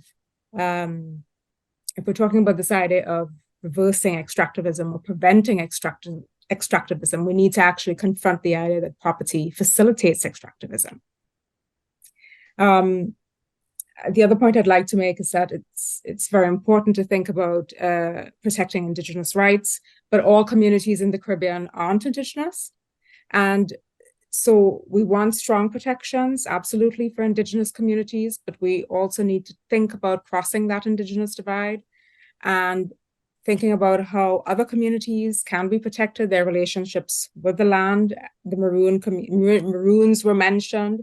We know we have peasant communities, other communities. That's also important to recognize, because currently when we think about protection for Indigenous rights, that's a cultural exception. That's an exception to the property rule that there is a communal land protection specifically for Indigenous peoples. And that needs to be reflected upon, because the truth is we've always had complex embedded relationships between communities and land. And you do not need to be Indigenous or define yourself as Indigenous. You shouldn't have to defend your livelihood or your community identity, or any kind of sustainable relationship with land. So that's also something to think about. And then finally, just again, emphasizing, Dr. Northover's excellent oversight of the colonial inheritance, and Melanie mentioned it as well. That colonial inheritance is so relevant to thinking about the legacy of that colonial inheritance, because it informs the fact that we're quite young states We're very young states. We have very underdeveloped public institutions when it comes to representing the public interest. Because we are dualist states, there's a two-step process. So we sign on and become parties to international conventions. There's a second step which requires us to convert those international obligations into domestic law. And very often, Commonwealth Caribbean states don't necessarily complete that second process. So we're in this gray zone where we have these international obligations, but they're not immediately enforceable domestically. And that's also a challenge to meeting these responsibilities in terms of environmental protection. And so Those just are some of this. excellent points, Amanda, especially the issue of the fragmentation of how it is that property is treated, and how that the concept itself rests on a certain form of dispossessive right, to other forms of rights which are there. And in light of that kind of divide and conquer issue that Donisio had mentioned in his presentation, we now have in our roundtable Joel Paris, who's a Kalinago from Dominica. And I'm wondering if, Joel, if you'd be willing to speak to some of these challenges that you face in terms of exercising your rights within your own space, and what are some of the gaps, or what are some of the ways forward, if there are positive examples that we can learn from. Thank you, Patricia, and thank you to Andre and to Yui for inviting me to this webinar. I would like to say good day to all of this, to the listeners and to the persons who are sharing their thoughts and perspectives on this webinar. I would just like to say that I agree tremendously with some of the observations that has been made here this morning. I joined this webinar 5 minutes ago, but one of the most important points that I think that has to be highlighted in this discussion is I agree that international law is insufficient to address the usurpations of lands of indigenous peoples. In the sense that if you cannot show that you have had continuous ties to land, then there is no recognition that you have been deprived of land, right? And the principle in tort, to go back to some common law principle, is that if there is a tort, if there is a damage, you have to take the victim to the position that the victim was prior to that damage. Now, that is a sort of argument that the advocates for reparation are arguing as well. So if you're gonna take indigenous peoples back to the position that they were in prior to that deprivation, prior to that usurpation, you're going to take indigenous people back to the position where, for example, the Kalinagos, right? We change our name from Caribs to Kalinagos because that's what we call ourselves. Carib was sort of a defamation of us, in like, so the area of the Caribbean was described as the area of the Caribs, the meat-eating people, right? So, but the point is, if you're going to say that Kalinago people should have sort of rights that are premised on their prior disposition, their pre-colonial disposition, then you are speaking about an area that expands the Caribbean region. And therefore, what we are relegated to is a breadcrumb piece of property on the northeast coast of Dominica, sort of like a concentration camp. The English was one of their methods of operation was to place colonized peoples within concentration camp. And so the Kalinago Act of 1978, which demarcates properties to 3,700 acres of land about to the Kalinago people. If you have to understand where the land is, the disadvantages which pertains to topography, the disadvantages associated to capitalist development, it is not necessarily consistent with how we can develop our community. But ultimately, the point is, none of these principles are recognized when we discuss issues of lands of Kalinago people. Essentially, we are relegated to that 3,700 acres of land, and there is no premise upon which domestic law provides to us for discussion about further demarcations of land, even within under the domestic sovereignty that we're existing in under.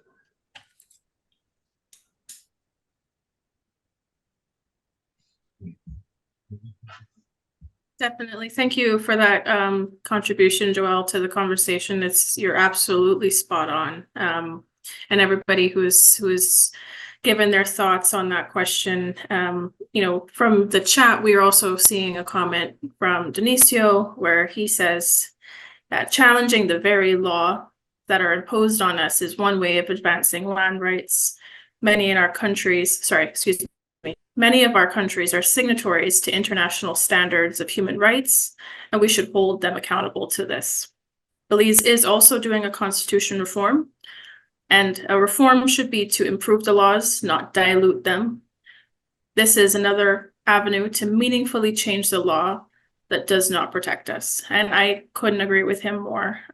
It's very disheartening when you make progress in reforming laws to be in your best interests, and colonialist tactics continue to upend those, and see the same plights continue at the expense predominantly of persons in the global south, particularly indigenous women and Black communities,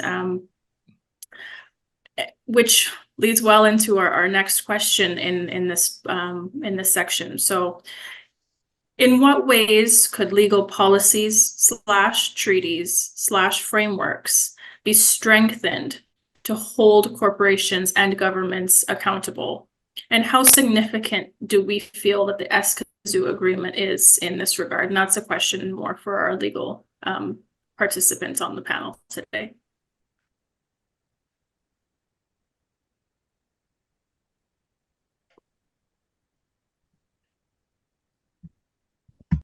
Might Dr. Beyer like to take that question?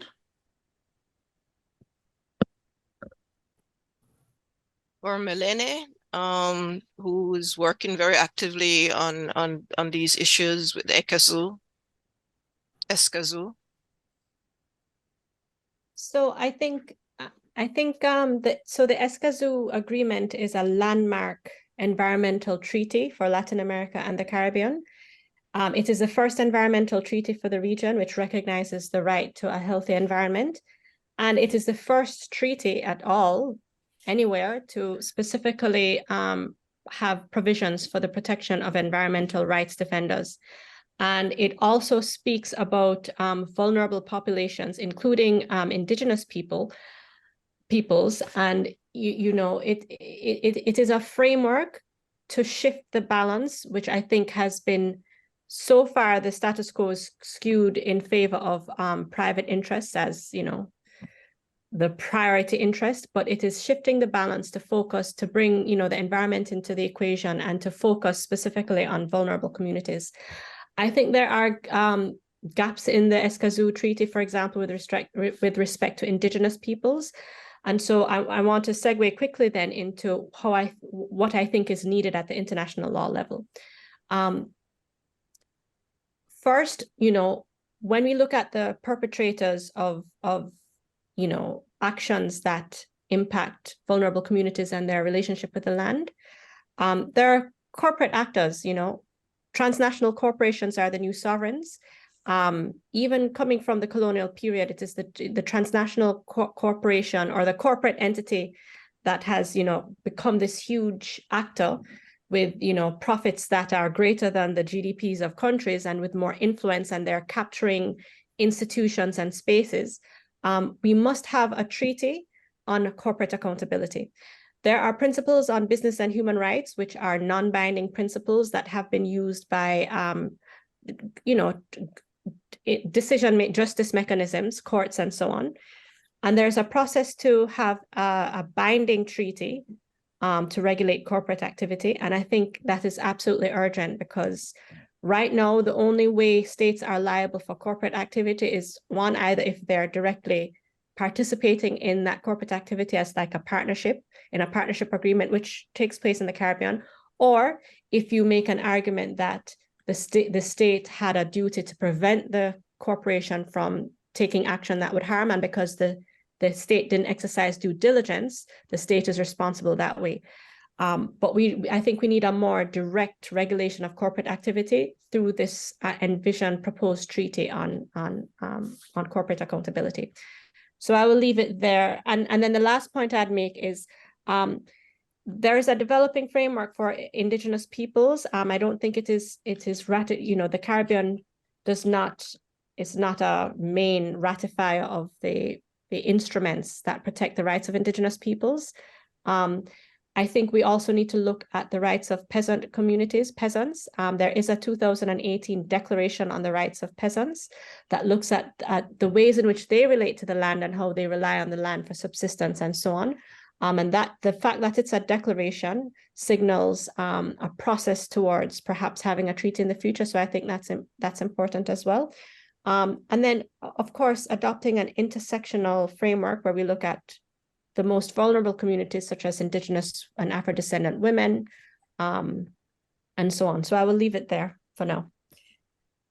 Excellent commentaries. Anyone wants to contribute to that? So we're trying to emphasize, how can we hold stakeholders who are acting almost with impunity now on issues related to environmental rights, environmental justice, which are part and parcel of reproductive rights, as Melanie has pointed out.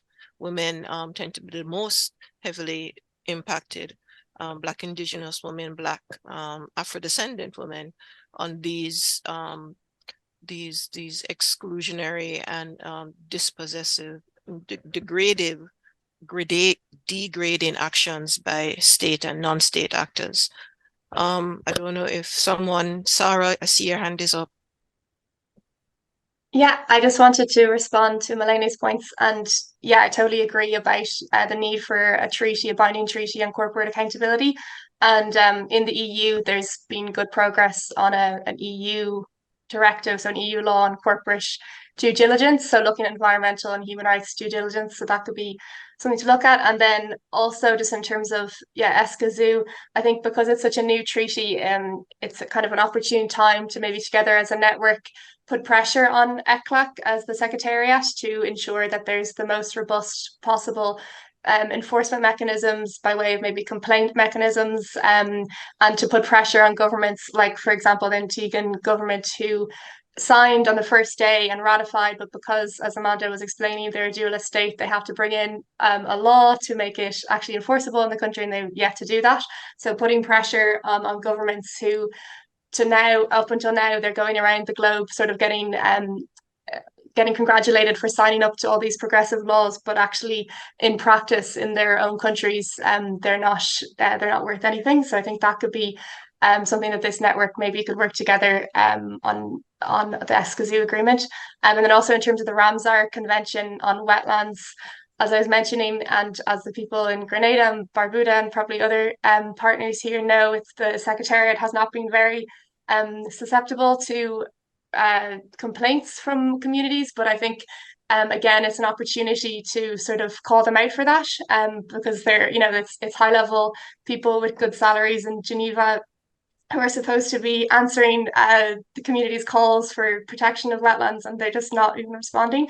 So I think they have their COP in 2025 in Zimbabwe. So again, it's another moment to put pressure on these people. And then in terms of corporations, I guess because they're often so shielded from liability. So for example, in Barbuda, it's the Discovery Land Company, who are notorious around the world for coming in and not having any regard for communities and destroying the environment. And we're actually part of a coalition with our Barbudan colleagues with communities all around the world who are impacted by Discovery Land Company. But in Barbuda, they've partnered with another company, Peace, Love and Happiness. So they kind of front it, and Peace, Love and Happiness can kind of collapse at any moment and just pull out and never face accountability. So I think the law is not always perfect answer. So I think things like putting comm strategies, putting pressure on people like customers and these investors to show that it's a business and human rights risk. And I think that's as well another opportunity for international law, as flawed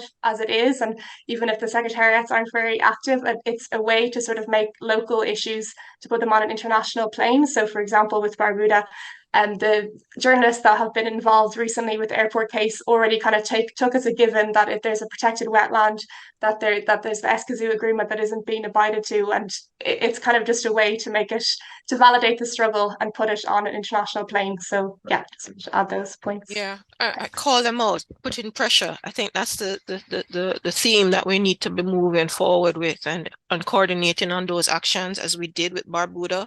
I just wanted to give the floor to Joel to speak again on this issue from the Kalinago perspective. And then I'm going to ask Errol and then Amanda to respond in that order. So yes, so how can we strengthen international law that it provides some sort of remedy to the grievances that indigenous people have? That's how I understood the question. One of the things that I would like to point out about Dominica is you have, for example, so where are laws made? Laws are made in parliament, right? There are no Kalinago legislators within the parliament. So you have a sort of Afro-Dominican or settler imperialism within the legislative framework of the state. You do not have representation by indigenous peoples in Dominica, in a country that inherently belongs to indigenous peoples. So you're speaking about sort of the Afro-Dominican legislator, rather the settler community, inherited a colonial mindset that predominates the circumstances under which we exist. And so therefore, we are not going to have Afro-Dominican legislators legislating in our interests. And that is in my understanding, that is the reason why international law should provide an alternative to persons who are sort of entrapped within that dilemma. So the question is, how can international law sort of address or bring a remedy to these circumstances? Yeah. So we operate on the so one of the things one of the problems that we have in getting over that hurdle is that we must recognize that the concept of sovereignty, the concept of your internally, the international community, there is a principle that they rely, that let in domestic law remedy the problems, but we cannot find no resolve within domestic law, right? So one of the problems in the Caribbean is that what happens in Dominica in terms of the fact that there is no, the local legislator will not demarcate any type of office, any type of resources to that type of work or that type of advocacy. Even when you go to the CARICOM level, the CARICOM has not demarcated any type of office or resources to indigenous peoples collaboration within the region, notwithstanding we exist there. And I think there has to be a working group of indigenous peoples addressing the issues faced by indigenous peoples at that CARICOM level. So they are consistently drafting legislation, drafting policy, advocating that there is change within the domestic space within the Caribbean. Because I feel like there is a contradiction there, that you cannot join indigenous people in a claim for reparations when internally the Afro and Indo persons who have inherited the state from the initial colonizers, they must recognize that they are colonizers themselves, right? Yeah. And so in that sense, sorry? No, I was just reinforcing what you said about the internal dynamics in the nation states, which are colonial legacies. So some of the challenges that you highlighted there, Joel, point to elite interests and the hegemonic structuring of the state. So we know even within the state formations that the people themselves are not given adequate voice and representation within those institutions. So there's no one way to describe the forms of state presence that we have.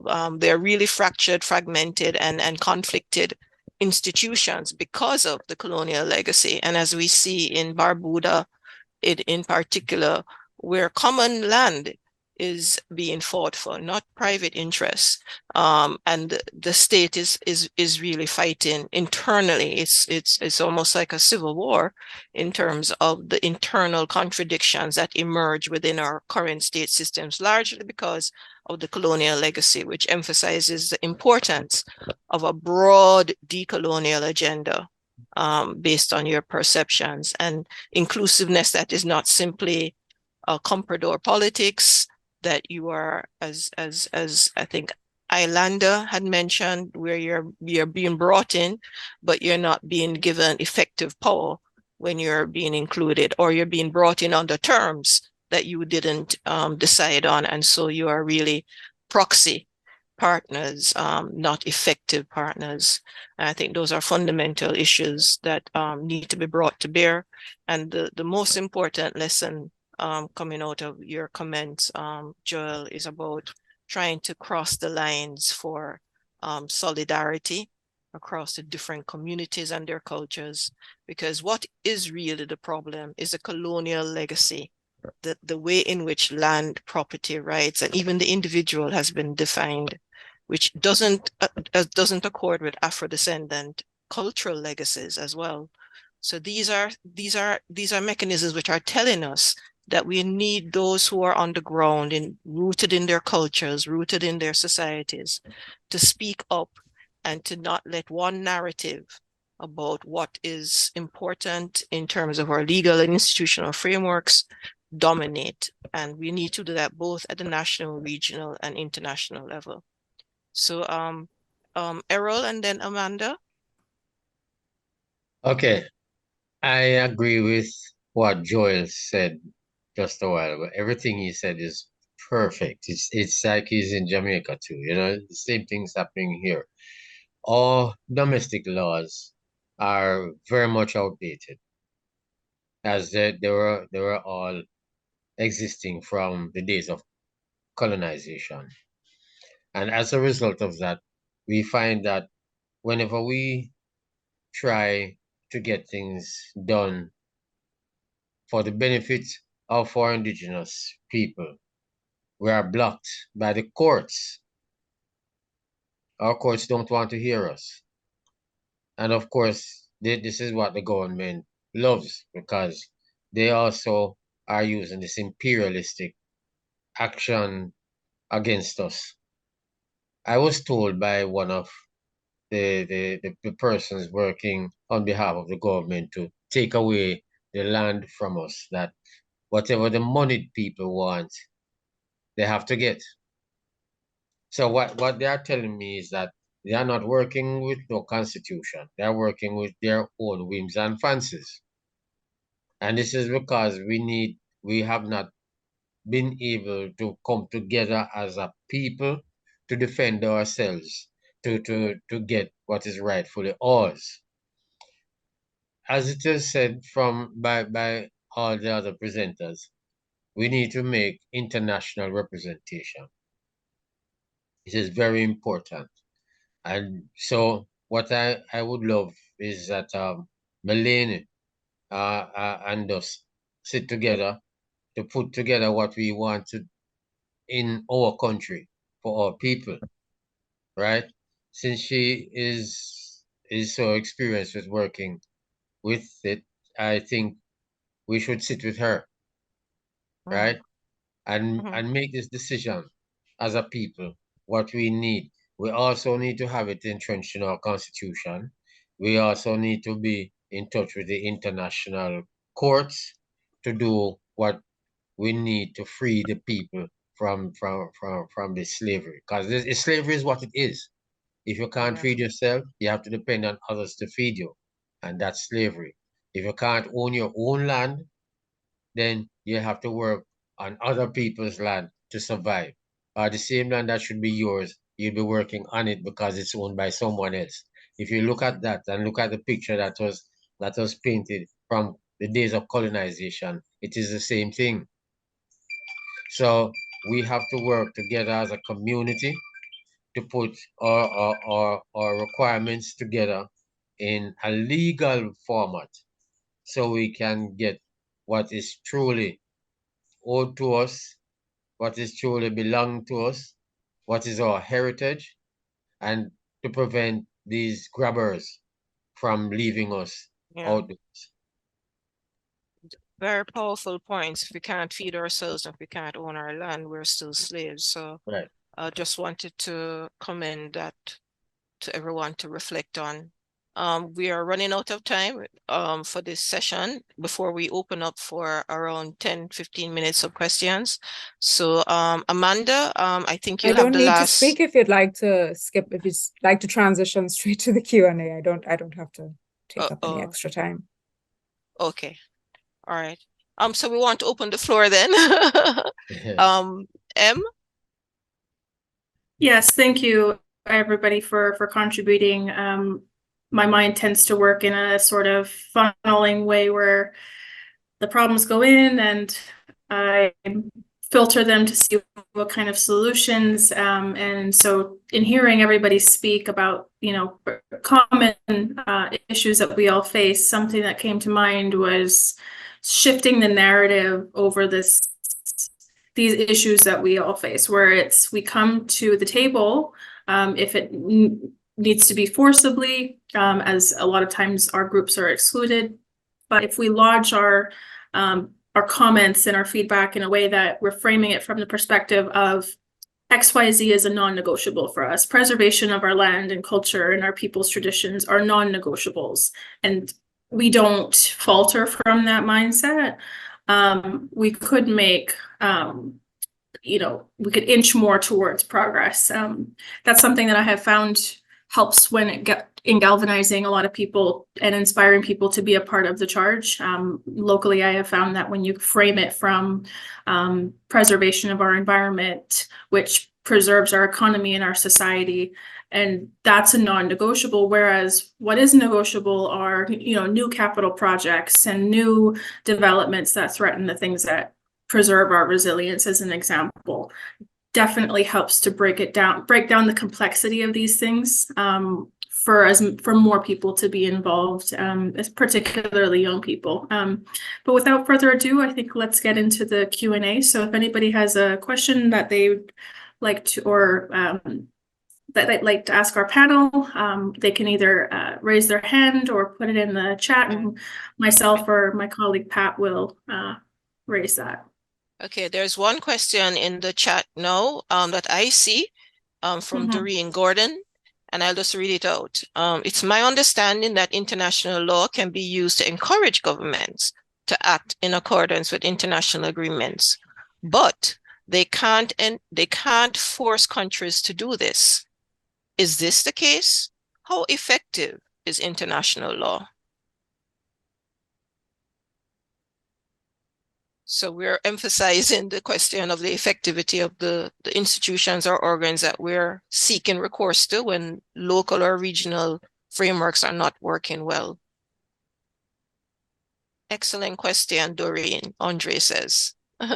Anyone want to take an attempt at that? Glenn, Amanda?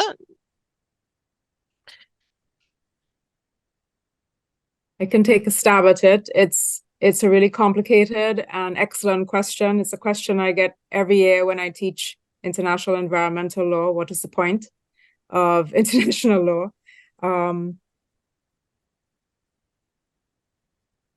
It's very complicated. If by successful international environmental law, you mean that you have binding international conventions and you focus on the issue of whether you have binding obligations, that's tricky. Because we do have binding domestic law, for example. We have laws that tell us what to do and not to do, and people still break law, and people unfortunately still commit crime. So focusing on binding law, hard obligations, that's not always the answer. It's more complicated than that. When we talk about international law, we're talking about a community of states. States are the subjects of international law. And the reason international law works is because it's premised on the principle of sovereignty. Two principles of sovereignty and equality, that we respect each state's sovereignty, and by extension, its sovereignty over its natural resources, the principle of public sovereignty over natural resources. And because all states are sovereign and independent, they are all equal together. And the reason international law is effective is because states choose, states elect to work together, to cooperate and to coordinate. And they rely on reputational damage. If they don't cooperate with each other, that state or those few states can be isolated and can find themselves not supported or not engaged with in terms of international law being a platform for achieving these global problems. So the idea is that these states work together as partners, as equal partners, to solve these global problems. And that's the underlying context of international law. And of course, it's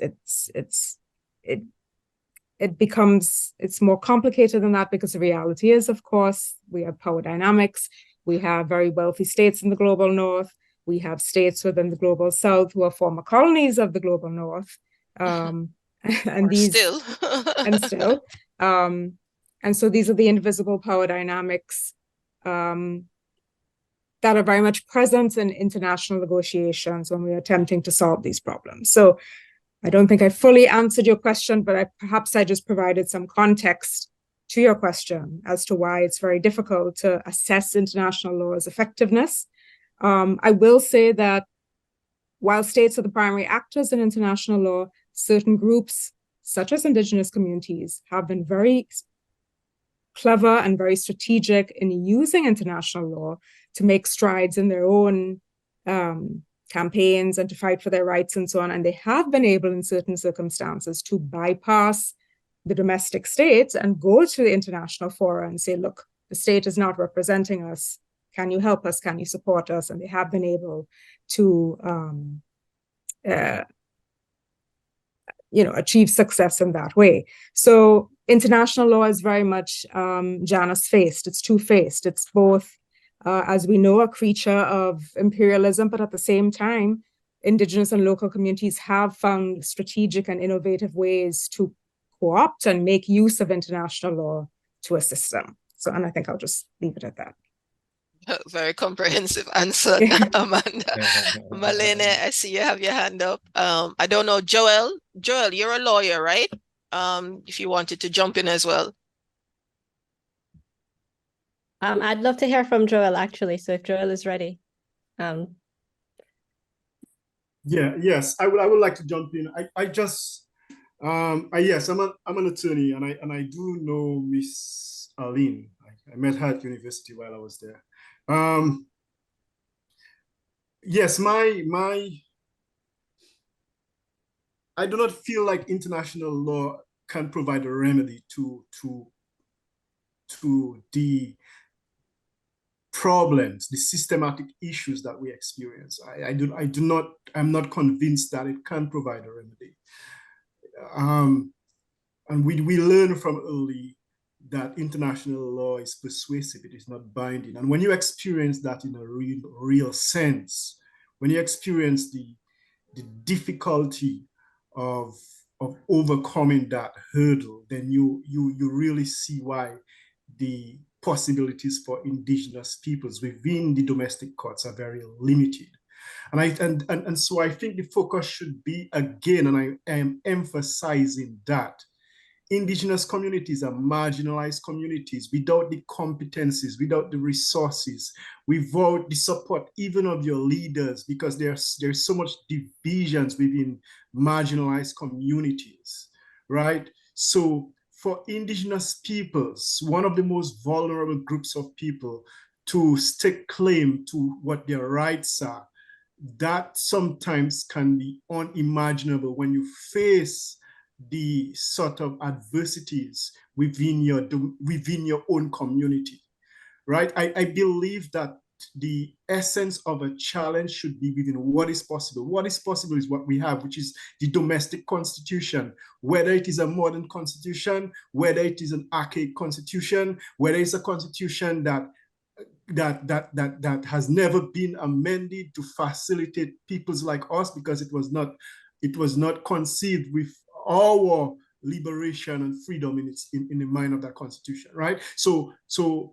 But we still have to try to use what we have. I think the focus should be on sort of like what Belize has done with their constitution, and to use what we have to further and improve and increase on the precedents on indigenous people's rights. I do not necessarily see, and I emphasize that, how international law, as good or as bad as some of the principles in there are, how international law is really going to assist on the ground when you have limitations, again, with resources, personnel, competencies, staff, all of these things. I do not see it. Thank you. Well said. Very it gets deeper as we speak, the complexity of the problems. But I liked what you said. What is possible is what we have. Brilliant comment on how to begin this process of moving forward, or continue it rather. Malene. Thank you so much, Joel. And good to see you again too. So the international law is it's a double-edged thing. One way I've seen how it can influence things is using international law to interpret the provisions that we already have in our constitution and domestic law, which is exactly what we're doing in litigation right now, where the right to a healthy environment is going to be judicially considered for the first time. And in our arguments before the court, we are relying heavily on international law and international human rights bodies who have interpreted the right to a healthy environment. And we are using jurisprudence that tells courts in the Caribbean how international law is to be used. And the position seems to be that when there is some ambiguity, or there's a novel area of law, the court should look to these international human rights treaties, and especially the European Convention on Human Rights, which has textual affinity to our constitution. And then in addition to that, it is assumed that governments should act in a way that does not violate their international law obligations. And that may not seem like much, but honestly, it is a huge part of the way that our cases are being strategically framed, especially when it comes to novel rights like the right to a healthy environment. And in the context of Indigenous peoples, even when you look at the Caribbean Court of Justice, which I think is very, very open to, well, let me not say very open to international law. It is more open than, say, domestic courts in my experience. They cite jurisprudence, even from the Inter-American Court, and they will cite, like the international law framework on Indigenous rights. So I think through those mechanisms, we can push courts to interpret laws on our books in a way that reflects international law jurisprudence. Thanks. Those are excellent points. Really important about the interpretive framework of the CCJ as well, and how to leverage, as you said, a structure that is there that can facilitate the pushing back domestically in terms of the interpretation of the right to a healthy environment. Very useful nuggets there, Malene.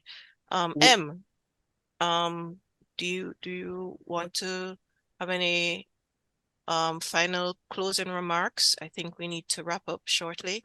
Dr. Rosaliver, Certainly. we have we have John and Aaron, both members of the network here present, who would like to offer a comment before we wrap up. Thank you. Okay, excellent. Thank you so much, Andre, for letting me know. Please, John, Aaron, who's going to go first? John?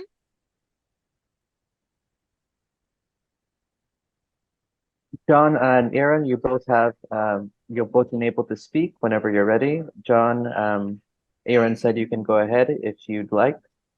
So please unmute yourself. Go ahead. Okay, thank you, Andre. The comment I wanted to make was just to point out that increasingly we're finding that the lands and resources that are needed by ordinary people for life, and I like the point that my colleague there mentioned in his speech, that land for us is life. And what we're finding is that increasingly these lands and resources are being targeted by, I would call them the 1%ers of the world who wish to live a private lifestyle. And it seems that they're able to put aside international treaties, they're able to bypass local laws, they're able to influence local governments.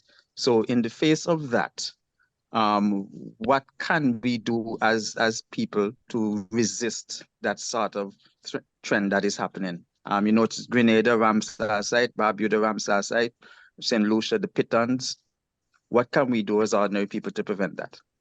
I just wanted to make that comment that John is from Barbuda. He's been one of the chief litigants in the case to protect the rights, common land rights in Barbuda. So Johnny is a part of our network representing Save Barbuda.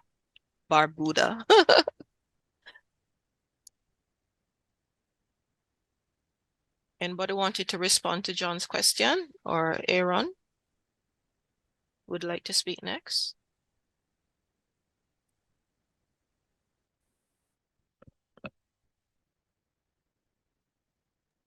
Aaron, you're unmuted now, but we cannot hear you if you're speaking.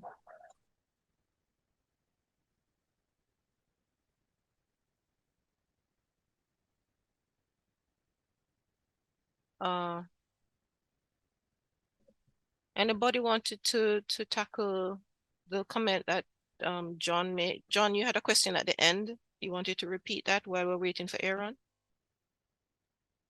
Yes, what can we do as a people throughout the region to resist this move, this trend for persons, the 1%ers who seem to target those areas to practice their private lifestyles? And the private lifestyles mean exclusive ownership, putting behind fence and military security, excluding everyone else. What can we do as people throughout the region to resist that trend?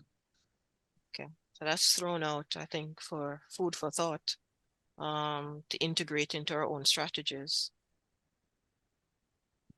Is Aaron ready to speak now? Aaron is from Grenada. He's the president of the Grenada Land Actors, and he's also a member of our network. Okay, Aaron has said that he's unable to speak, so we can conclude the Q&A now. Please, and Dr. Northover, finish however you'd like. Okay, I turn the floor over to M. Thanks, Andre. Thanks, Pat. Just want to say a humongous thank you to all panelists, hosts, and listeners of today's webinar, hosted by the Stronger Caribbean Together Network. It's exceptionally inspiring to hear the wealth of knowledge, expertise, and dedication amongst us to combat disaster capitalism, extractivism, and neocolonialism in its many forms. I encourage you all to let us continue to be beacons to our community, to hold our decision makers and communities accountable to their ethics and commitments to preserving the rights of the vulnerable and indigenous persons in our respective countries. Together, we are stronger together. Thank you all once again. I wish you all well.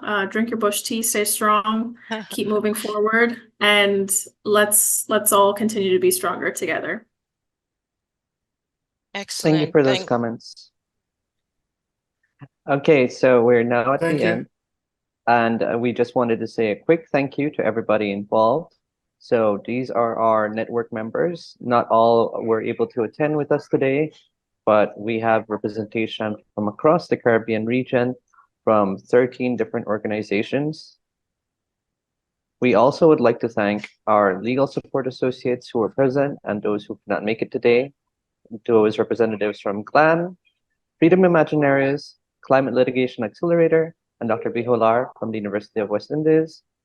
And we also would like to thank our university affiliates from the University of Antwerp, National University of Columbia, University of Bristol, London School of Economics and Political Sciences, and a Caribbean Youth Environment Network based in Jamaica.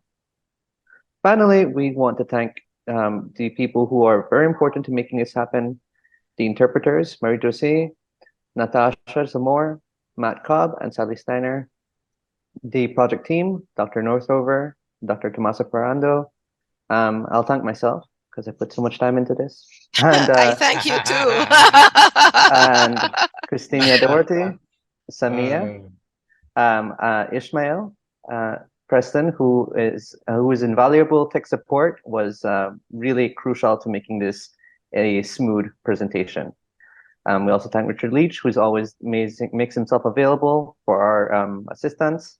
Dr. Amanda Bayer, who came in very last minute and provided great insights. Thank you so much. It's good to meet you, and I hope to be in connection with you. And thanks to the Open Society Foundations, whose funding allowed this project to come out about, and Alexander Evans, who composed the song that starts our podcast every time. So thanks everybody for coming. I know that end of the year commitments like this, time is hard to find and energy is hard to find. So thank you very much. We will be developing a recording of this. If anybody would like us to, has a moment from the webinar that they'd like to have highlighted, please let me know what that was, and I will make it into a clip that we can then circulate to get the message out about what Stronger Caribbean Together is doing.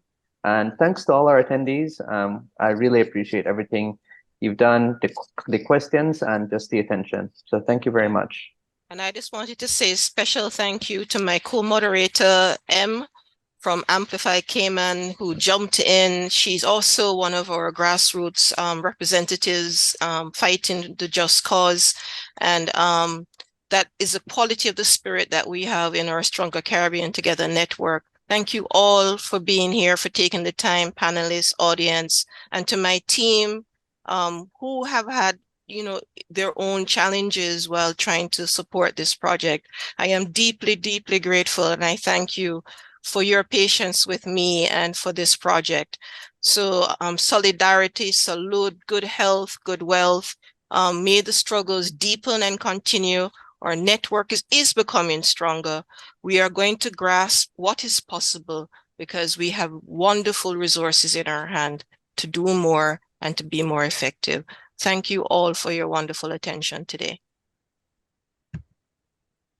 Thank you, Patton. I echo your sentiments. The Stronger Caribbean Together network stands in solidarity with all of those on today's call and through the wider Caribbean in the plights that we all commit our work to daily. So stay strong, everybody. Wishing you all a wonderful festive season. I hope you're all enjoying the lovely winter breeze as it sweeps through. Stay safe, keep well.